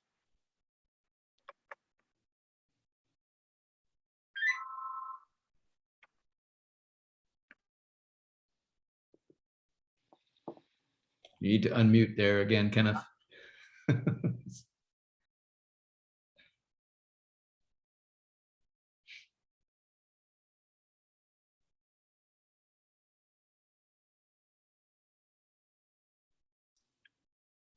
Did I have to wait? No. Yes. Yes. Okay. Yes. I mean, I think I do say it somewhere or other in the in that 1983 essay, 6 Points for an Architecture of Resistance, that you know, the creation of a culture of architecture in a particular place seems to me to not necessarily presuppose an isolation from other cultures. I mean, I give this very banal example, you know, that, okay, I mean, Japanese architecture, traditional Japanese architecture could not be what it is without, of course, China, everyone knows that. Or, you know, Greek classical sculpture, its dependency upon Egyptian sculpture. But, I mean, these kinds of connections, and these two examples are painfully obvious, but there are many other more nuanced examples, I think, of tradition. And what I like is something that Joseph Requet said a long time ago, or pointed out, that there is a connection between betrayal, etymological connection between tradition, betrayal, trade, etc. So that a tradition is not a hermetic, sealed thing. It is a complex thing. Most important aspect of it, I think, is this question of a culture which has a particular moment, a particular span at a particular time and intensity. I mean, I would say that of recent years, for example, that Ireland has had, or maybe even more specifically, Dublin has cultivated, as it were, a very strong culture of architecture. So I think that Piccionis and Constantopoulos, these two figures, this kind of discourse of the media post-war Greek modern architecture, you know, were both actually working for the government policy of expanding Greek tourism. I didn't realize before until today's presentation that the Picciones project was in fact part of the same tourist policy under the Caramelist government. So that makes these two figures really working to the same end. And anyway, I think it's no, I think this question of, outside influences is not contradictory with the intensity of local cultural production. Thank you very much. And the etymological clarification through Rikvert, trade, betrayal, tradition is interesting. Thank you. Yes. Also, just before calling on Wilfred, I wanted to make mention of Christopher Chu put into the chat that Utsen, looking at Aztec and Maya platforms, obviously, as a source for his Sydney Opera House, among other projects, is a great example of something that we think is site specific, but which of course grows out of a larger tradition. Wilfred. Thank you, Robert. It's important that we talk about specific works, and it's important that we talk about their materialization. And so when Kostas Tsimbaos talks about the choice of wood for the pergola, or when Kostas points out that the Sana building, the roof is constructed out of wood, and though it has the appearance of concrete, there are these strange moments when assumptions and realizations fall apart, and that's when maybe there is such a thing as a moment of disappointment or deception or betrayal or whatever. All these words, of course, relate to the notion of truth. And looking at existing buildings rather than projects, looking at how they're constructed and what their materialization does in relation to the statement or their cultural statement, I think is a key aspect to the task of architectural criticism.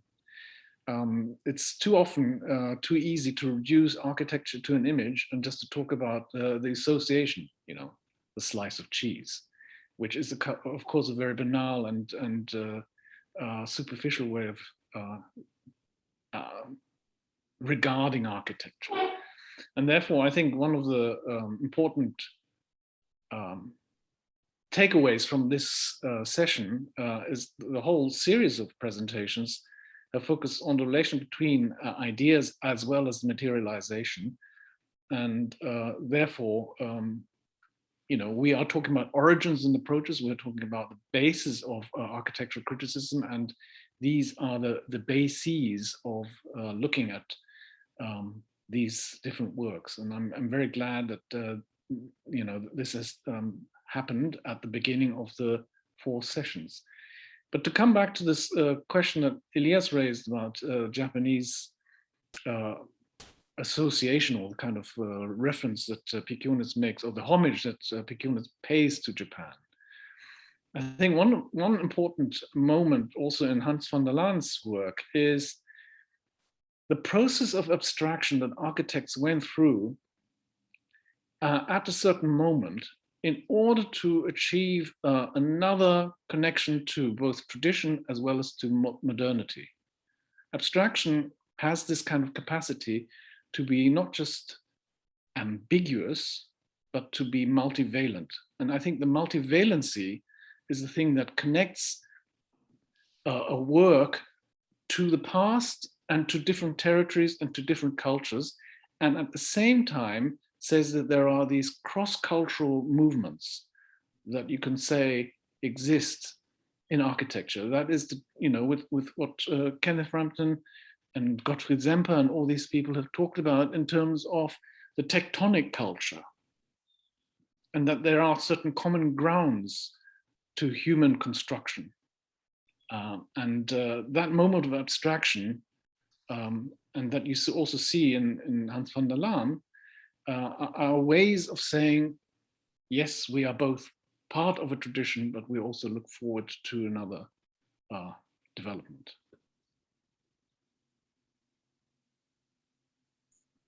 Wilfried, talking about a certain ontology?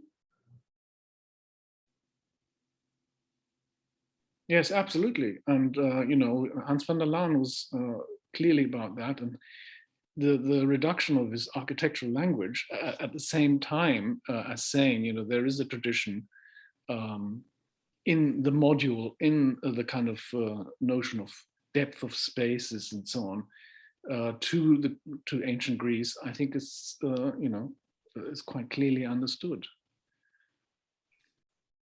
So there's a basic question. We're scheduled to, you know, we should have finished 9 minutes ago. And the question is, we still have 76 participants here. People are going to start to disappear. I think we can have another few minutes. So if people want to ask or make comments, they should do so. I think some people are hungry and they want to have lunches. Other people are tired and they want to go to bed. I would like to encourage you to raise your hands or to speak up.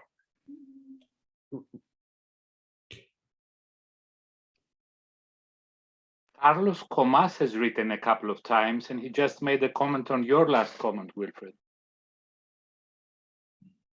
Well, Carlos, come on, speak up. Where are you?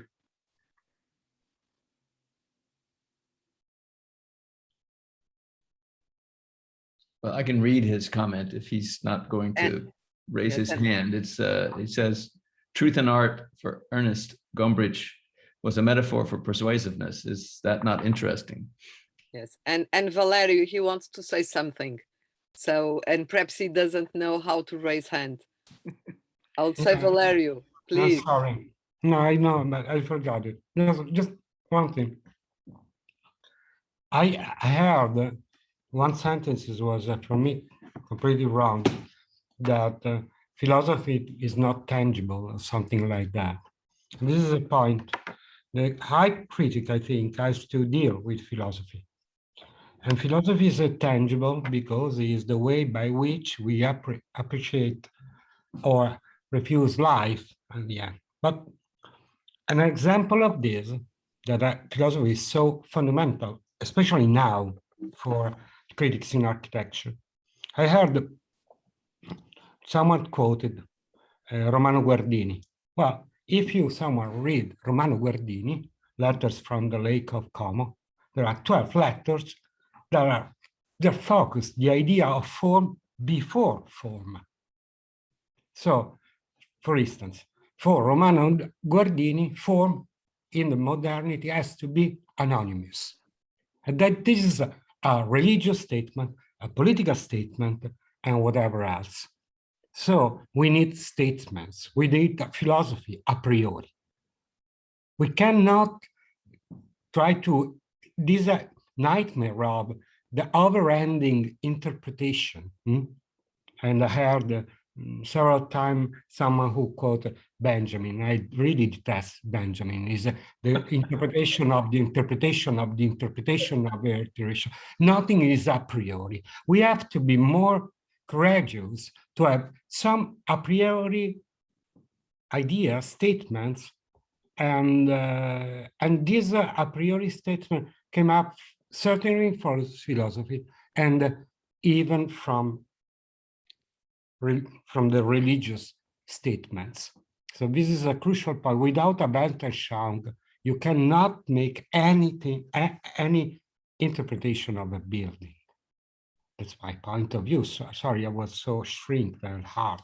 But this is, I think that is, we have to cut up completely with the legacy of interpretation and started a new, even say something that could be wrong, but without an a priori statement, it's impossible to criticize everything in life. So, and by doing this, I'm quoting a certain way, Kant. You have to be agreed before looking.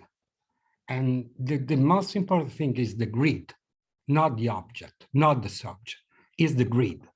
So our task has to be to focus on a grid. It has to be completely different from one from the other.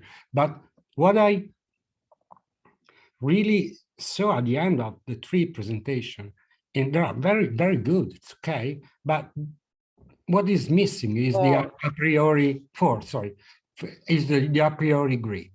So and this is something we have to shift the paradigm. Forget about Benjamin, forget about Deleuze, forget about that. It's finished. So I think that the future has to be a priori. So it's a moment of abstraction. Yeah, maybe. But without an a priori statement, it is impossible to say anything about form. And I suggest to read the masterpiece of Romano Guardini. Was really the one who influenced completely Mies van der Rohe, completely, and even Rudolf Schwarz, and even van der Laan. So the a priori idea, what a form has to be in order to fit to our statement, without thinking about the building, think about our philosophy, our way of life, and our Weltanschauung.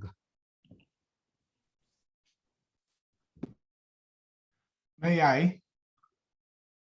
Yes, I would like to say that I'm very satisfied about this reference to Romano Guardini, who has been really a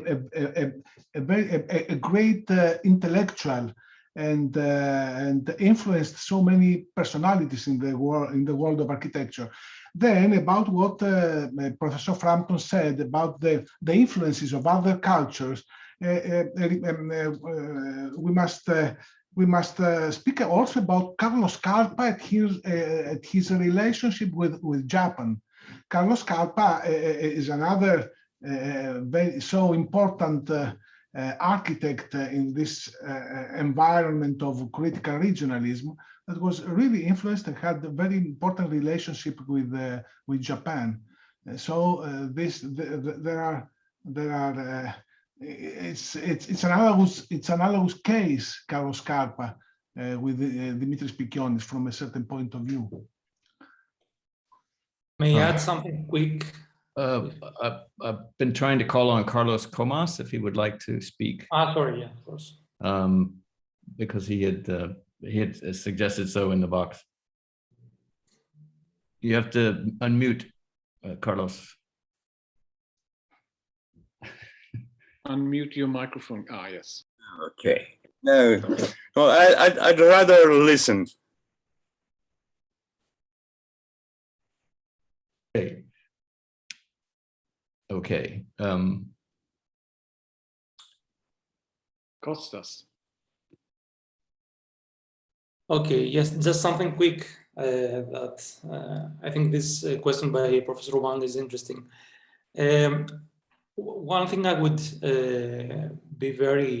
I would like to stress as much as I can is that in all these cases, history is very important. I mean, I can understand the need for a more abstract thinking or for a more theoretical thinking or for a more formalistic thinking, if I may, but we cannot, my opinion is that we cannot judge anything outside the historical facts or a kind of historicity, if not facts, a kind of historicity.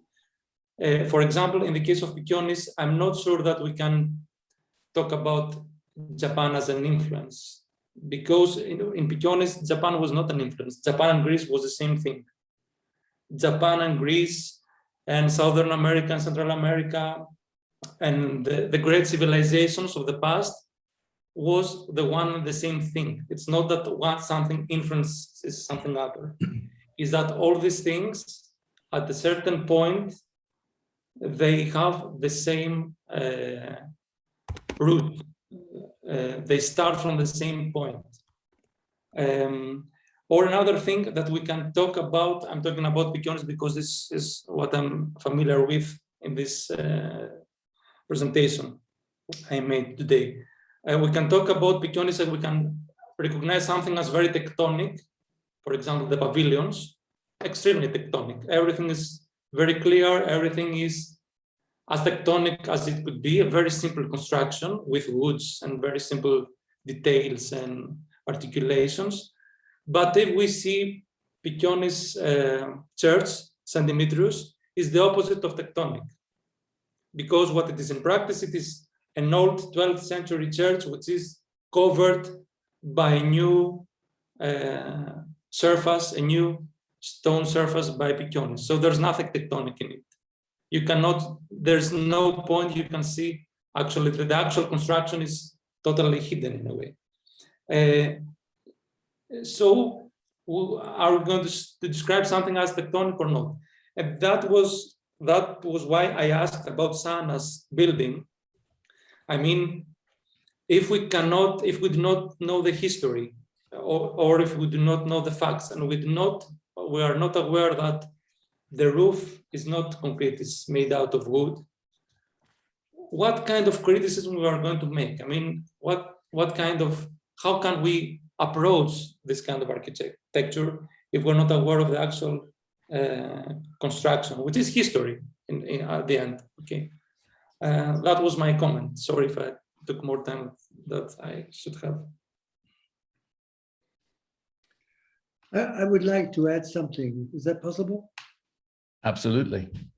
Well, just, of course, it's a bit too, what can I say, self-centered, but I think that this issue of ontological tectonic and representational tectonic is a very interesting thing for me, and maybe it has a wider application, because what I find, it completely fascinates me that the Greek Doric column is made out of independent stones, and it is only with the representational tectonic of the flutes that the column comes into being. And then you have this tension between the materiality, the tectonic of the ontological tectonic on the one hand, and the representational tectonic on the other. I mean, I think it's embodied in the classical column itself.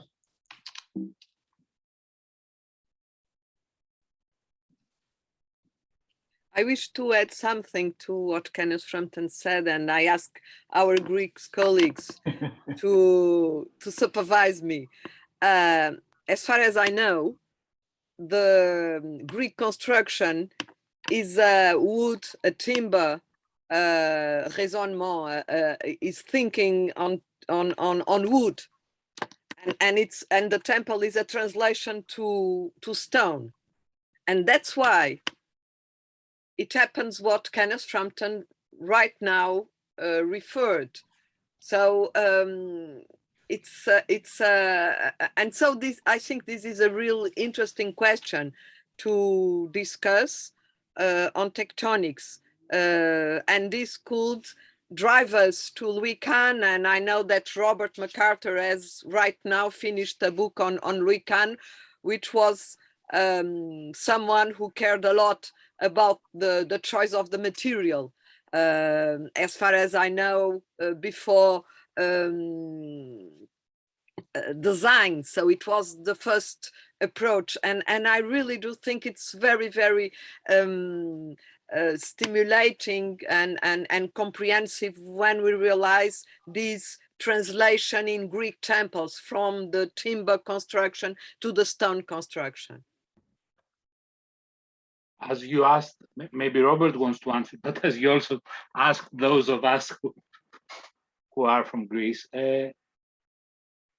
you're right, and Kenneth is absolutely right. The comment that he made, I think the crucial word, the key word there is representation. That's what intervenes in this process. Caroline Voet? Yes, Caroline has her hand up sometime now. Oh yeah, yeah, I was just on this, yeah, maybe it hooks on to the representational aspect of architecture, but also the comment of Valerio Paolo Mosco, that I don't think it's either or. I don't think only the grand narratives or the attitudes should be out there. And for me, this conference is also about starting from the building itself and from the built fabric. And in that sense, I think it would even be dangerous to just only look at the grand narratives. And for example, I know as a fact that Thomas van der Laan did not like Guardini at all, and he commented negatively on Schwartz, for example, in many of his communication. And I know I've read that, and I think he would turn his grave if he would hear us putting Guardini in front of his name. So it's nice to bypass exactly these kind of dangerous situations by looking closer to the building itself, and not only to the building, also to the conversations and other narratives, and not only the grand overarching intentions. It's very dangerous to do that.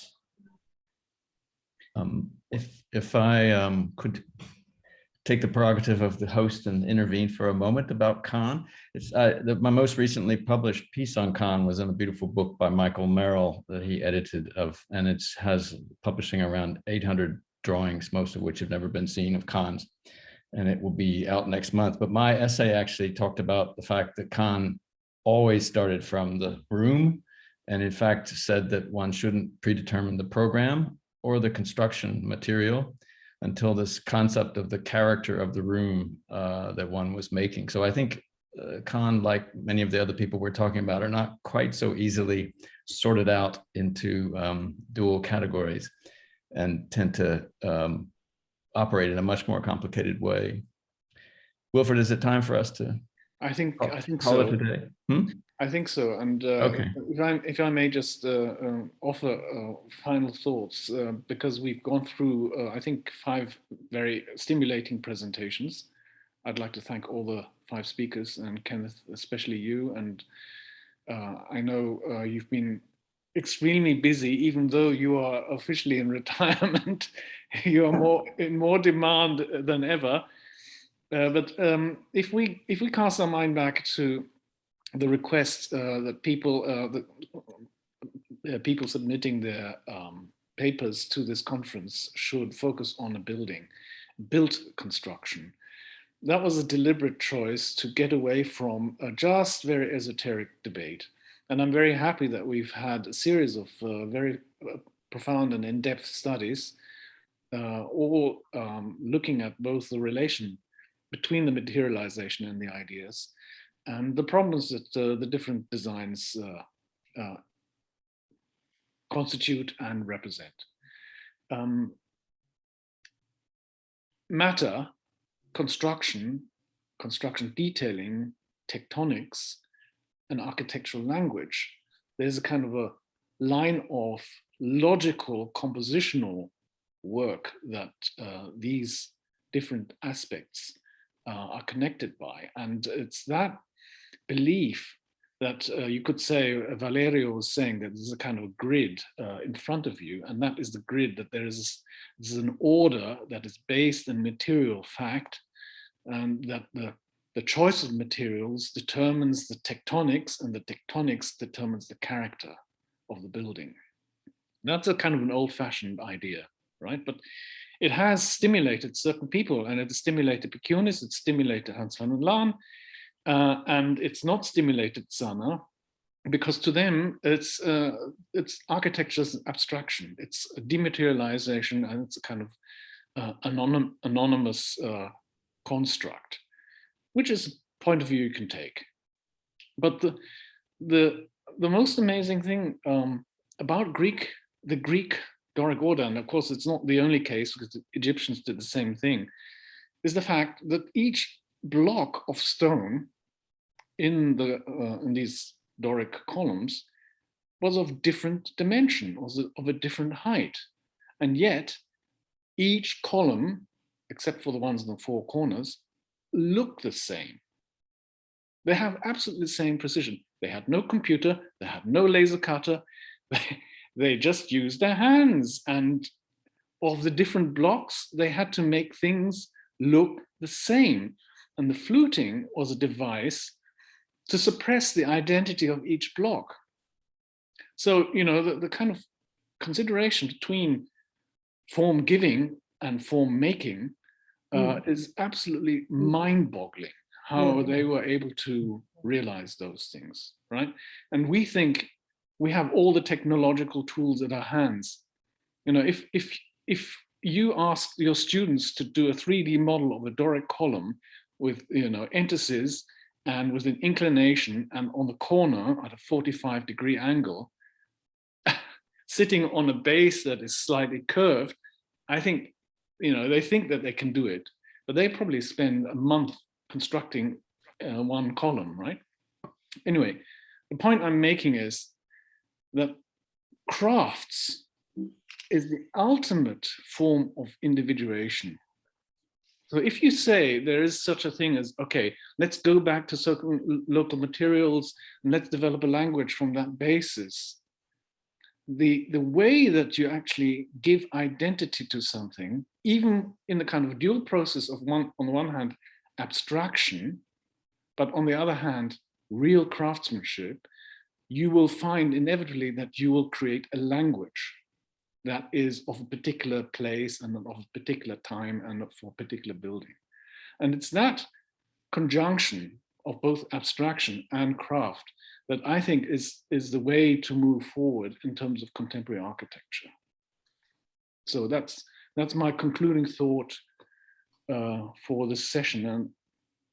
And which is now 30 minutes past. Yeah, so, and Robert, please, you close the session. And well, yes, what I would suggest is that we continue this discussion, because I see some very large questions about the relationship between history and criticism coming up in the box, which is something that perhaps all 4 days will be needed to deal with that. But I want to remind everyone, thank everyone that presented today, starting with Kenneth, and